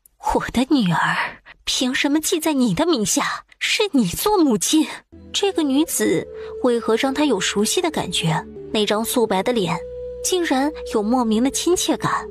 哼，给我打，使劲打！既然不能死，那就留他一口气就行。有的拿针，有的用扭的，有的是掐，偏偏那个女人一声都不吭。你这一辈子都让他念念不忘。你是天上明月，我们是泥里草芥。如今你竟然祸害我的女儿，你求而不得，怨不得我。你的女儿我也不曾见过几面，胭脂不是随了根。他扑过去，对着女子的脸就要打下去。夫人，她露出来的地方不能有伤，王爷会发现的。贱人，贱人！你以为你好啊？你男人死了，你的儿子死了，你的公公如今生死不明，你胡说！昨夜你没有听到声音吗？哈？凤元书院呢？你那唯一的念想掉下悬崖，生死不明。那女子脸色苍白的看着美妇人，嘴巴张张合合的，一句话都说不出来，猛然喷出一口鲜血，晕了过去。美妇人哈哈大笑起来，甚至是笑出了眼泪。盛长歌脸色惨白，心头狂跳，那些话不停地在他的耳边回响，但是他没有办法把那些组合在一起。那一群人什么时候走了，他都不知道。他的目光只能看到躺着的灰色人影。盛长歌想要迈出一步，想要进去看看，但是他被人拉住了。景婷捂着他的嘴巴，抱着他的腰闪到一边。把那个贱人的腿给本王打断，那几个嬷嬷不用留着了。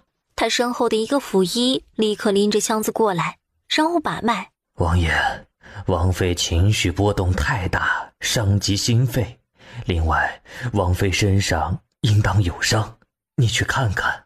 那老嬷嬷把女子抱进屋子里，一会儿走出来，脸色不好看。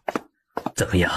回王爷，王妃身上都是伤痕，针打的、鞭打的、火烧的、水烫的等等都有，没有几块好皮肤。毒妇，你给本王好好说说，到底如何了？那府医战战兢兢地在袁球耳边说了什么。怎么可能？怎么可能？用最好的药物，最好的补品，去找那毒妇。一群人风一样的来了，又风一样的走了。佛堂里只剩下老嬷嬷和那个府医。盛长歌挣扎了一下，想要进去，景婷却拉住盛长歌，对着他摇摇头，身影一闪，带着他先离开。为什么不让我看看？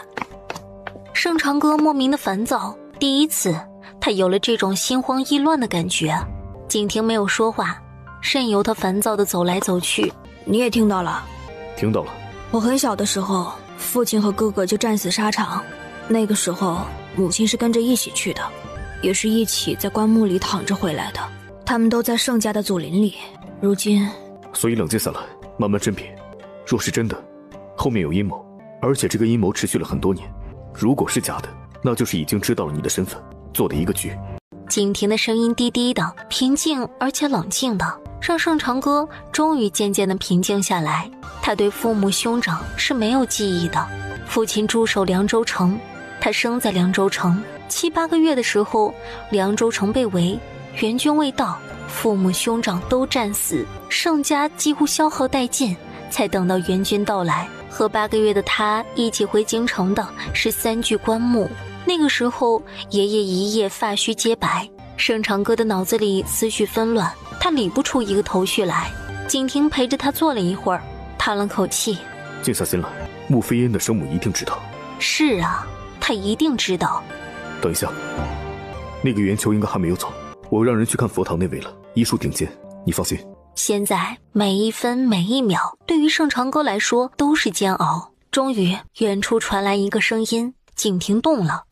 那几个老嬷嬷都躺在地上的血泊里，没有半点气息。屋子里传来呻吟声。去吧。盛长歌慢地走到床榻边，怎么，王爷还要看看我有没有死透？盛长歌没有出声，只是眉头微微皱起。为了一个女人，你发妻成了妾，你的女儿成了人尽可夫的破烂货，你舍弃了京城的荣华，在这穷乡僻壤这么些年，你允许他吃斋念佛祭奠亡人，他心里可有你半分。为了他，你走了一条不归路，你为了得不到的贱人，你付出了全部的心血。我们这些眼里只有你的人，命如草芥，连给他提鞋都不配。他是什么啊？他是别人的妻子，别人的母亲，从来都不是你的。即便是我死，即便是我们都死，此生此世那个女人都不可能是你的。你是空想，你的一切都是偷来的，都不是你的。我不是楚王。他猛地翻身坐起，一双眼睛死死地盯着盛长歌。你是谁？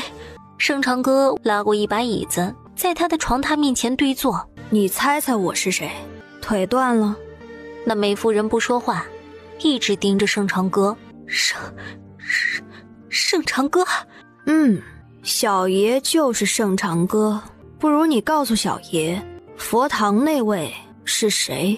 梅夫人盯着盛长歌看了良久，骤然笑了，哈哈大笑。刚刚在前院听到了楚王和你女儿有趣的对话。梅夫人的笑声停止了，她趴在床上盯着盛长歌不语。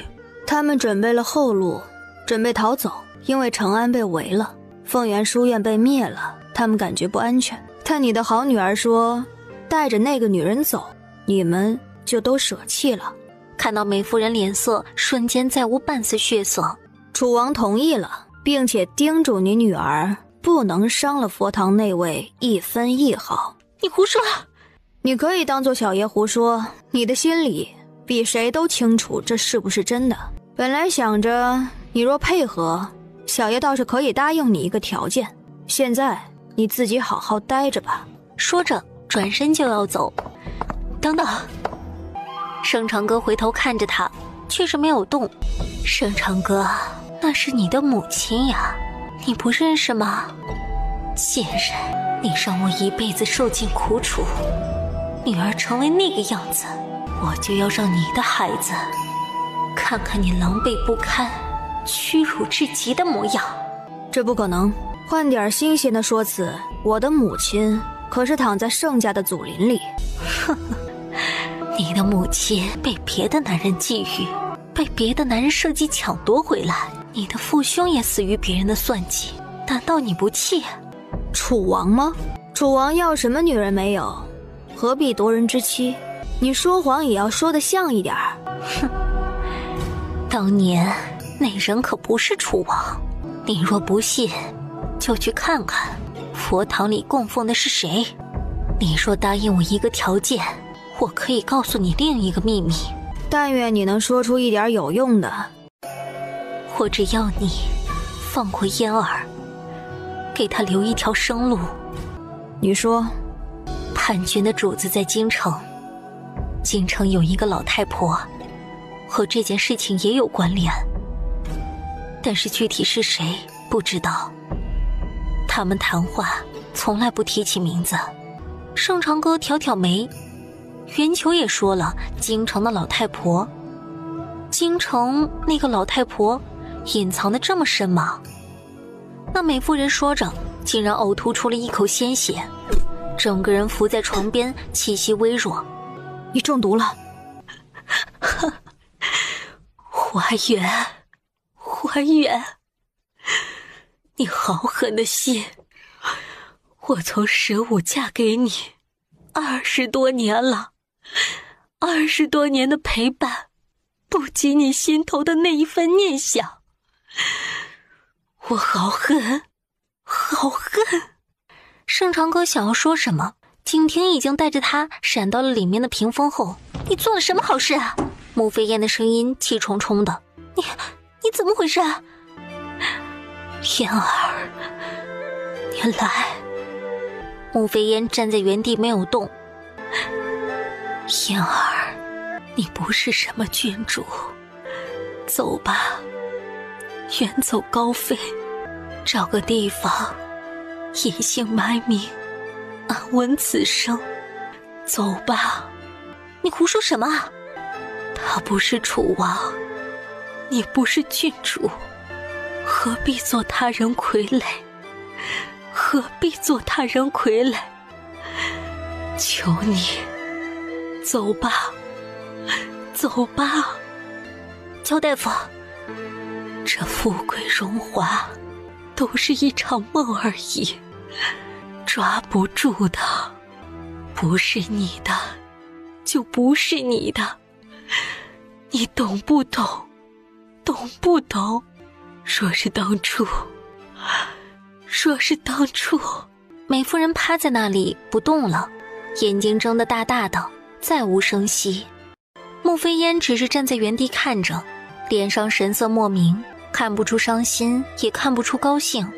不用打扮，订一口好棺材，找一处好地方，今夜就让他入土为安吧。穆飞烟走到门外，看着院子里的人，就让这些人陪着他吧。不管身后的人怎么忙活，他就这样走了。找2个人来陪本郡主喝酒。景婷带着盛长歌回到原来的屋子。景婷，这个楚王有问题。至少我知道，楚王从来没有一个名字叫怀远，他叫穆毅，字文玉。若他根本不是楚王，楚王呢？这圆球又是谁？那不对，这个圆球既然觊觎我的母亲，那就一定是京城人，或者在京城待过，并且和盛国公府关系挺近，不然他没有多少机会见到我母亲。也有可能是你父亲的部下，因为你母亲很多时候是随着你的父亲征战江城的。盛长歌铺开纸，拿着笔想了想，就飞快地写起来。景婷探头看了一眼，如遭雷击。那张纸上写的都不是完整的话。促盛慎之去凉州战场，可用晚清；截断虎城孤立梦，促景明用晚清。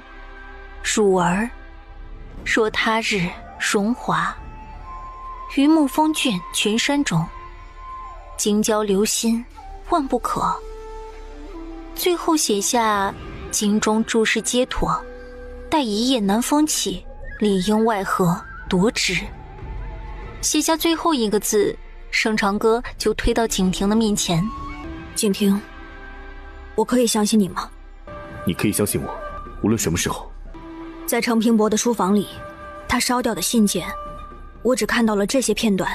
但是你看，我父亲死于凉州战场，原本孟侯也死于虎城，景王的情况我不清楚，至少从这里看，这些人的死本身就不是单纯的战死。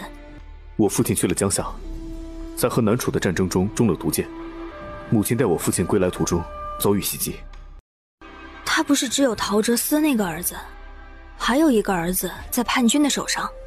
穆飞烟和楚王对话，说是京城有个老太婆要留着我母亲的性命，有用。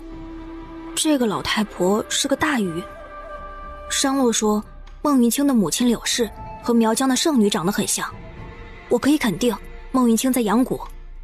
他还说在南楚皇室遇到一个女子，和蛊虫也有感应，我怀疑是孟云星。商洛，景亭的脸色黑了一下，努力咽下想要问出口的话。你是说这个老太婆是主谋之一？这里的楚王孟起一家，甚至是南楚，其实他们是一个利益链。我还是感觉真正的楚王才是问题。还有，你相信这个事情没有牵扯到任何一个皇子吗？楚王和老太婆都在京城，权势最中心的地方。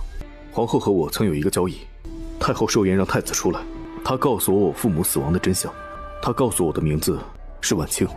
那这个晚清一定是很能说上话的人，不然如何促使几个人去战场？朝中谁有这个能力？前朝后宫能够在皇上面前说得上话的，或者说话要有分量的，也就那么几个。为什么针对咱们几家啊？只是为了针对武将？你可能不知道，四大家族其实是一体的，盛家、裴家、景家、孟家，老一辈都曾是黑甲军一员。听说黑甲军是之前几国纷乱之时，一个神人建立的。黑甲军出来的人不会叛变彼此，也只会忠于一主，所以四大家族都在。其实天齐无恙，可惜他不明白，害怕功高震主。所以这么多年几大家族出事，其实他是知道有不妥，但是并没有查下去。现在的局面算是搬起石头砸自己的脚吗？大概他不太适合做一个君主。景亭，不管过往，咱们为了天齐，为了咱们父辈守护的江山，努力一把吧。你对那个位置有兴趣？没兴趣。那就只能慕北燕了，我也没兴趣。但是信里为何没有写裴家？裴家长子死得最早，估计那些信件已经不在了。放心，裴国公不会站在太子那边的。裴宣和我一直有联系，以前孟长云也是有联系的，只是你……景亭勾唇，只是他活得太肆意，他们不好打扰。切，嫌弃我是纨绔，不带我玩吧？不成想他还是个王炸。一阵风过，爷，公主寿辰宴会，皇后亲自给您下了帖子，要求必到。说吧，她想做什么？皇后和长宁郡主要给你下药，然后让长宁郡主和你……景亭脸色黑沉，算计他活腻了。景亭，祝你好运。不，我应该祝愿京城的景亭好运，别被爬了床。盛长歌竟然还敢笑，而且他就在这里，他的手呢，怎么就不动了？你们聊，我去佛堂看看。陆院使今日找您，说皇上似乎不是风寒，疑似中毒。如果这个时候木刚出事，京城沦陷，四面叛军同时袭来，只怕天齐危矣。我没事，人都还在，你可以回去。我留一些人给你，京城有我，你想要做什么就去做。盛长歌点头，这感情好啊。但是少到处撩人，万一有人要你负责，你负责得了吗？你留下来人，不会是为了替爷爷看着我的吧？多谢你提醒，不然真的想不到。盛长歌耷拉着脑袋，果然是他太迟钝。左胳膊伸出来。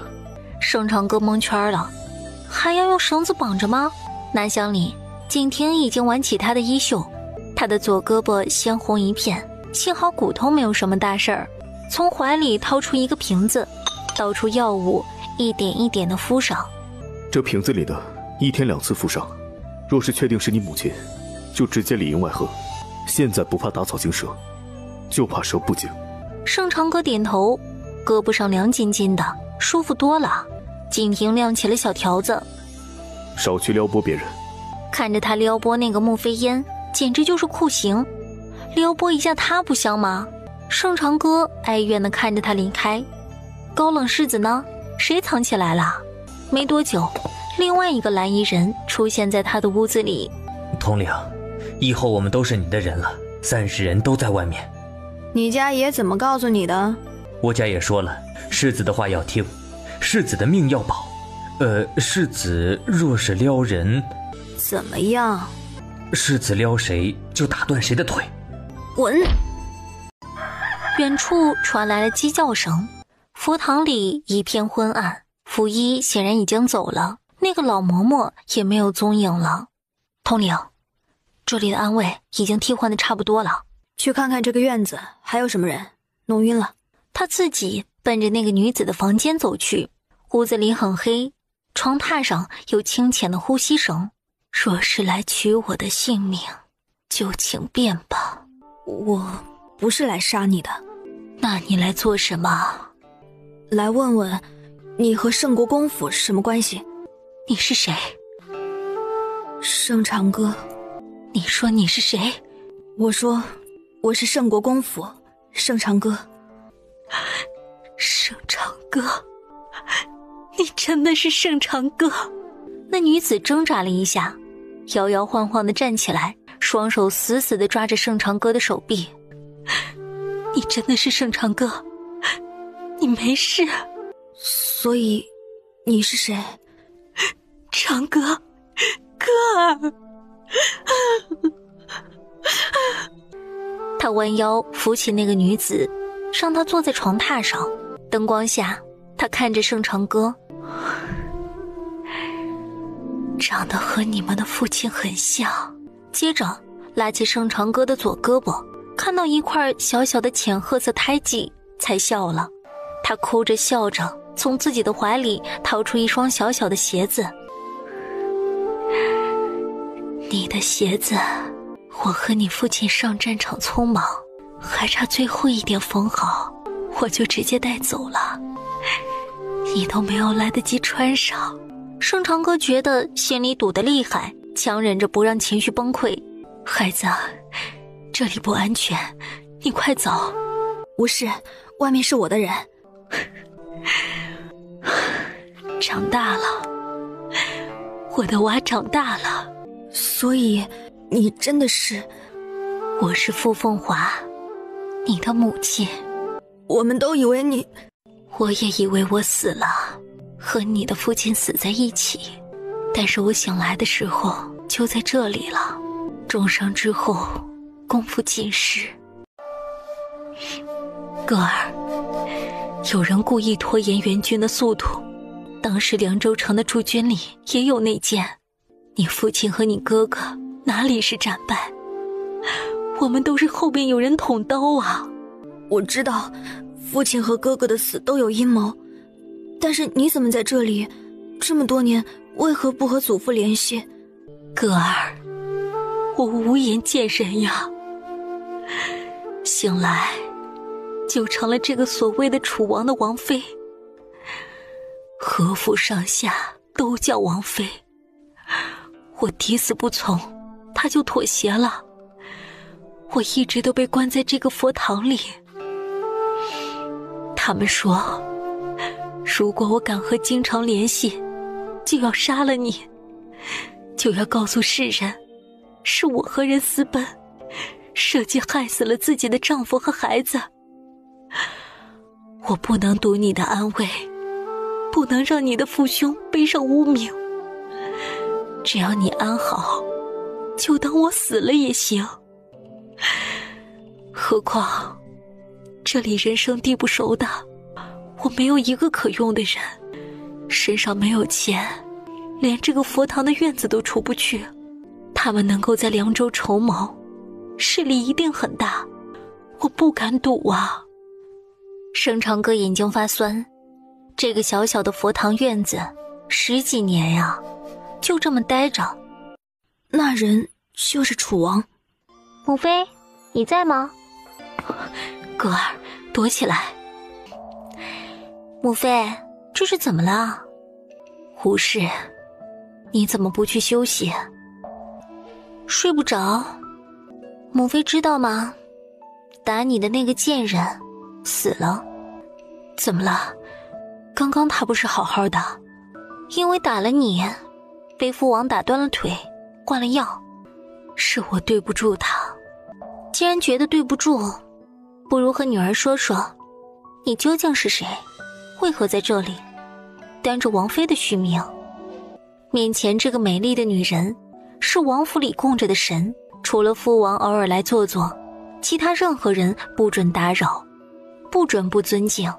说是王妃和父王并无夫妻之实，傅凤华不能出声，这些东西他不想说，不能给盛长歌找麻烦，不想说自己，不如说说我父王究竟是谁，我究竟是谁。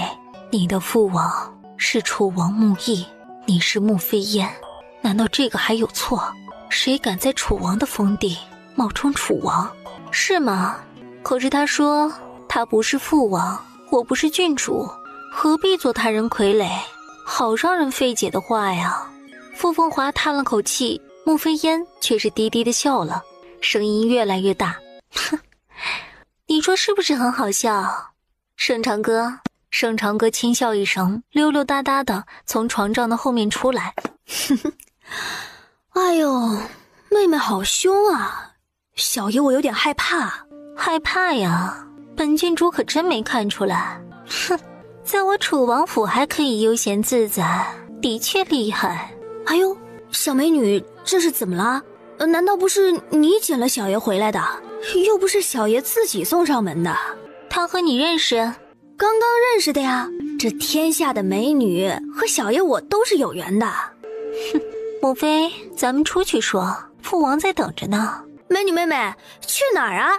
带上小爷我呀。他自己溜溜达达的跟在后面，穆飞烟也不说话，一直把傅凤华带到前院。果然是你，来人，杀了他！从外面跳出来几个人，他们跳出来就感觉不对劲儿。这个地方他们至少有20个暗卫，其他的呢？来，小爷陪你们玩玩。那几个暗卫对视一眼，直接冲了上来。盛长歌微微勾唇，这几个可是不如凤元书院的。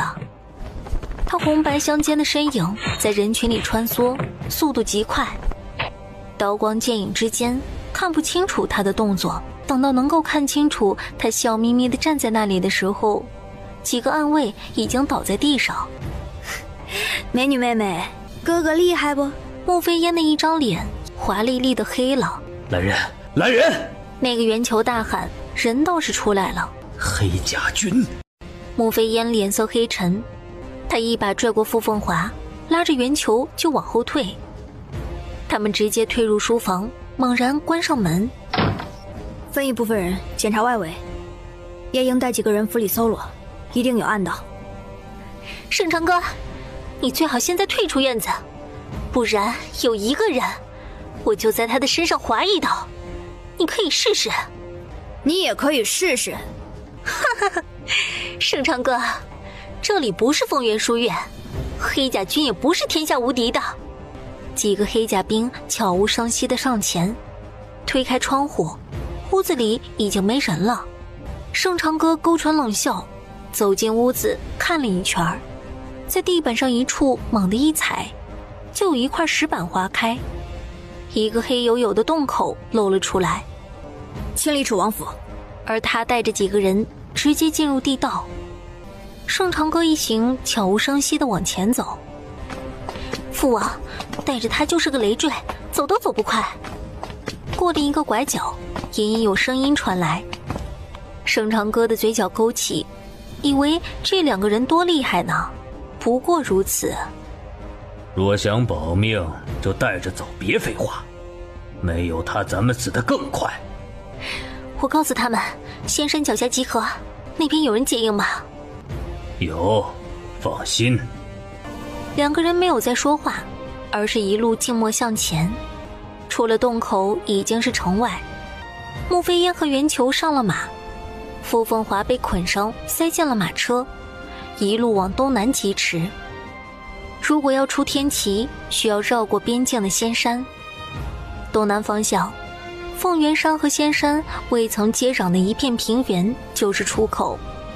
统领，有2队人马已经先一步前往仙山了。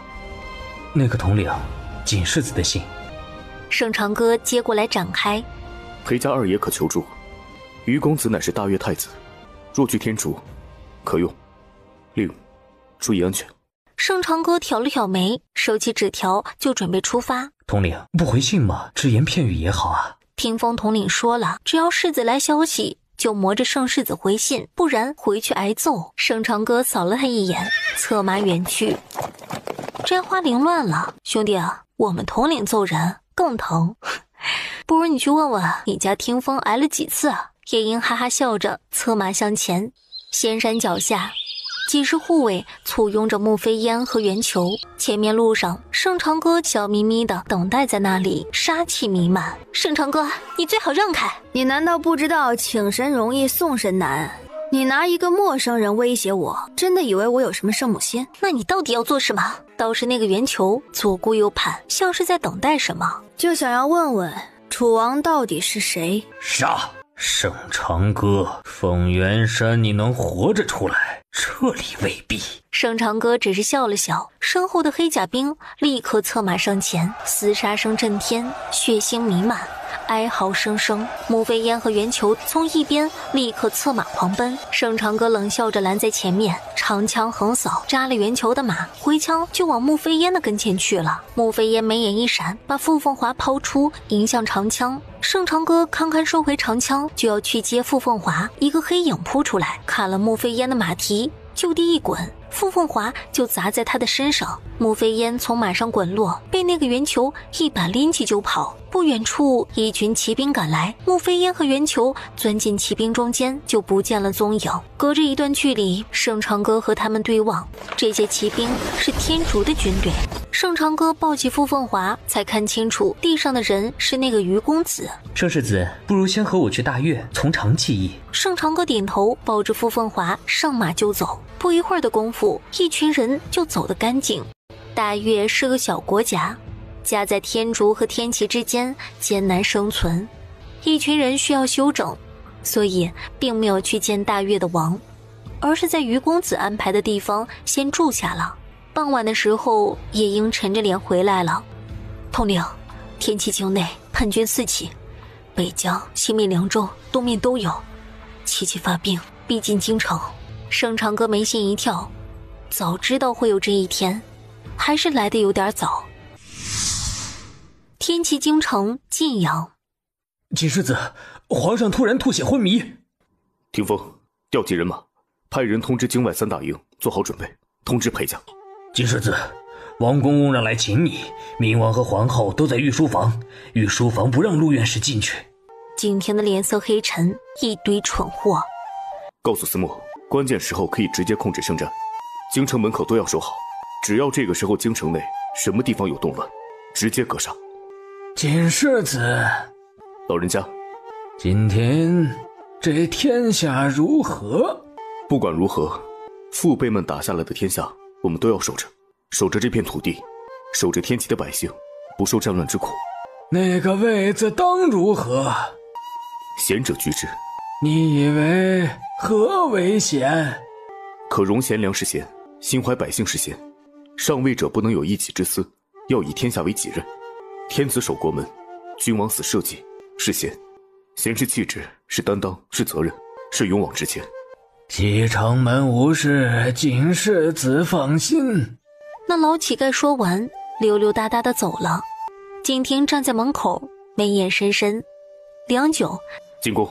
但是宫里已经进不去了，明王和皇后的人死死地守住了整个皇宫。在宫门口，景亭遇到了裴国公。锦世子，老夫避嫌回去了，该怎么做？老夫想皇上一定对你有交代。说完也不再停留，直接走了。那是你的女儿外甥，你真的撒手不管？平日里不是护得挺紧的吗？陆天笑匆匆赶来。世子爷，怎么办？等。景亭没动，景亭的人没动，在外的锦衣卫也没有动，但是宫里面却喧闹起来，杀声震天。穆北明不知道从什么地方跑过来。开门啊，父皇！父皇，你怎么样了？他满脸泪痕，声音凄凄切切。景亭的嘴角微微勾起，穆北明的眼泪总是可以那么收放自如。虎城兵马司的人，顺天府的人都跟在后面呼啦啦的来了，一时宫门口喧闹成一团。吵什么？只见人群后面，大长公主站在马车上，砸开宫门。陆院士呢？把御医都叫上，皇上病重，怎么可以不看大夫？一群人呼啦啦的用木头撞门，砰砰砰的一声一声，里面有分他的脚步声，但是就是不打开。本宫是大长公主，里面的开门。然而并没有人听话，倒是宫墙上出现了很多弓箭手。速速退开，否则就地格杀！尔等敢！他的马车一路上前，一直走到宫门口。本宫就在这里，来射！姑祖母，姑祖母小心！你有点出息，你也是个王爷。姑祖母，在家好好待着不好吗？出来凑什么热闹？穆北义，你是要谋逆吗？开了宫门，让太医和众大臣看看皇上究竟如何了。父皇好得很，如今正坐在御书房喝茶，准备写立储的圣旨。倒是你们啊，无故围宫撞门，难道是要逼宫不成？穆北义，你怎么可以这样对待父皇？父皇病了，你让陆院士给看看呀！穆北明，你个窝囊废，滚一边去！你家的菜地，你家的鸡鸭鹅还需要你？滚吧！你混蛋！我揍死你！穆北明气急，抓过一个士兵的佩刀，又想了想，扔掉刀，抓着刀鞘就往宫墙上扔去。你混蛋！我揍死你！那刀鞘竟然真的飞上去了，也砸在穆北义的身上，然后穆北义竟然扑通一声倒下了。宫墙上下一片静寂。我没有想要打倒他呀，我没有那么厉害呀。太子被刺了！城墙下一片哗然。太子被刺，被什么刺伤了？那个刀鞘吗？这个时候里面却有人偷偷打开了宫门。陆院士，快点进来！穆北明先是3步2步的跑上宫墙，那里穆北义躺在地上，痛苦的呻吟着。抬下去，抬下去，御医在下面。景亭和陆天笑对视一眼，都笑了笑。大长公主带着人呼啦啦的往御书房的方向走。写呀，你写啊！木刚，你不写就不要怪我不客气。裴雪，你在干什么？众人这才看清楚，木刚被皇后按在书案前，逼着写什么？侍卫呢？来人，来人！把这些人都给本宫斩杀了！难道外面裴家没有任何动静？他万分笃定，裴家只能站在他这一边。武城兵马司的指挥不是早就已经投靠他了吗？怎么现在没有人了？锦衣卫副统领不是说一切都在掌控之中吗？为何现在刀兵未动，人就闯进来了？城外的神机营呢？他早就给裴宣去了信息，怎么没有出现？拿下皇后！哈哈哈！来呀，过来呀，看看谁快！裴宣，你知道自己在做什么吗？本宫在做什么？本宫自然是让他立我而为太子，凭什么死了一个孟长云，就要夺去太子之位？太子所做的，难道不是他心中所想吗？闭嘴！他的身后，穆北义脸色惨白的被抬进来，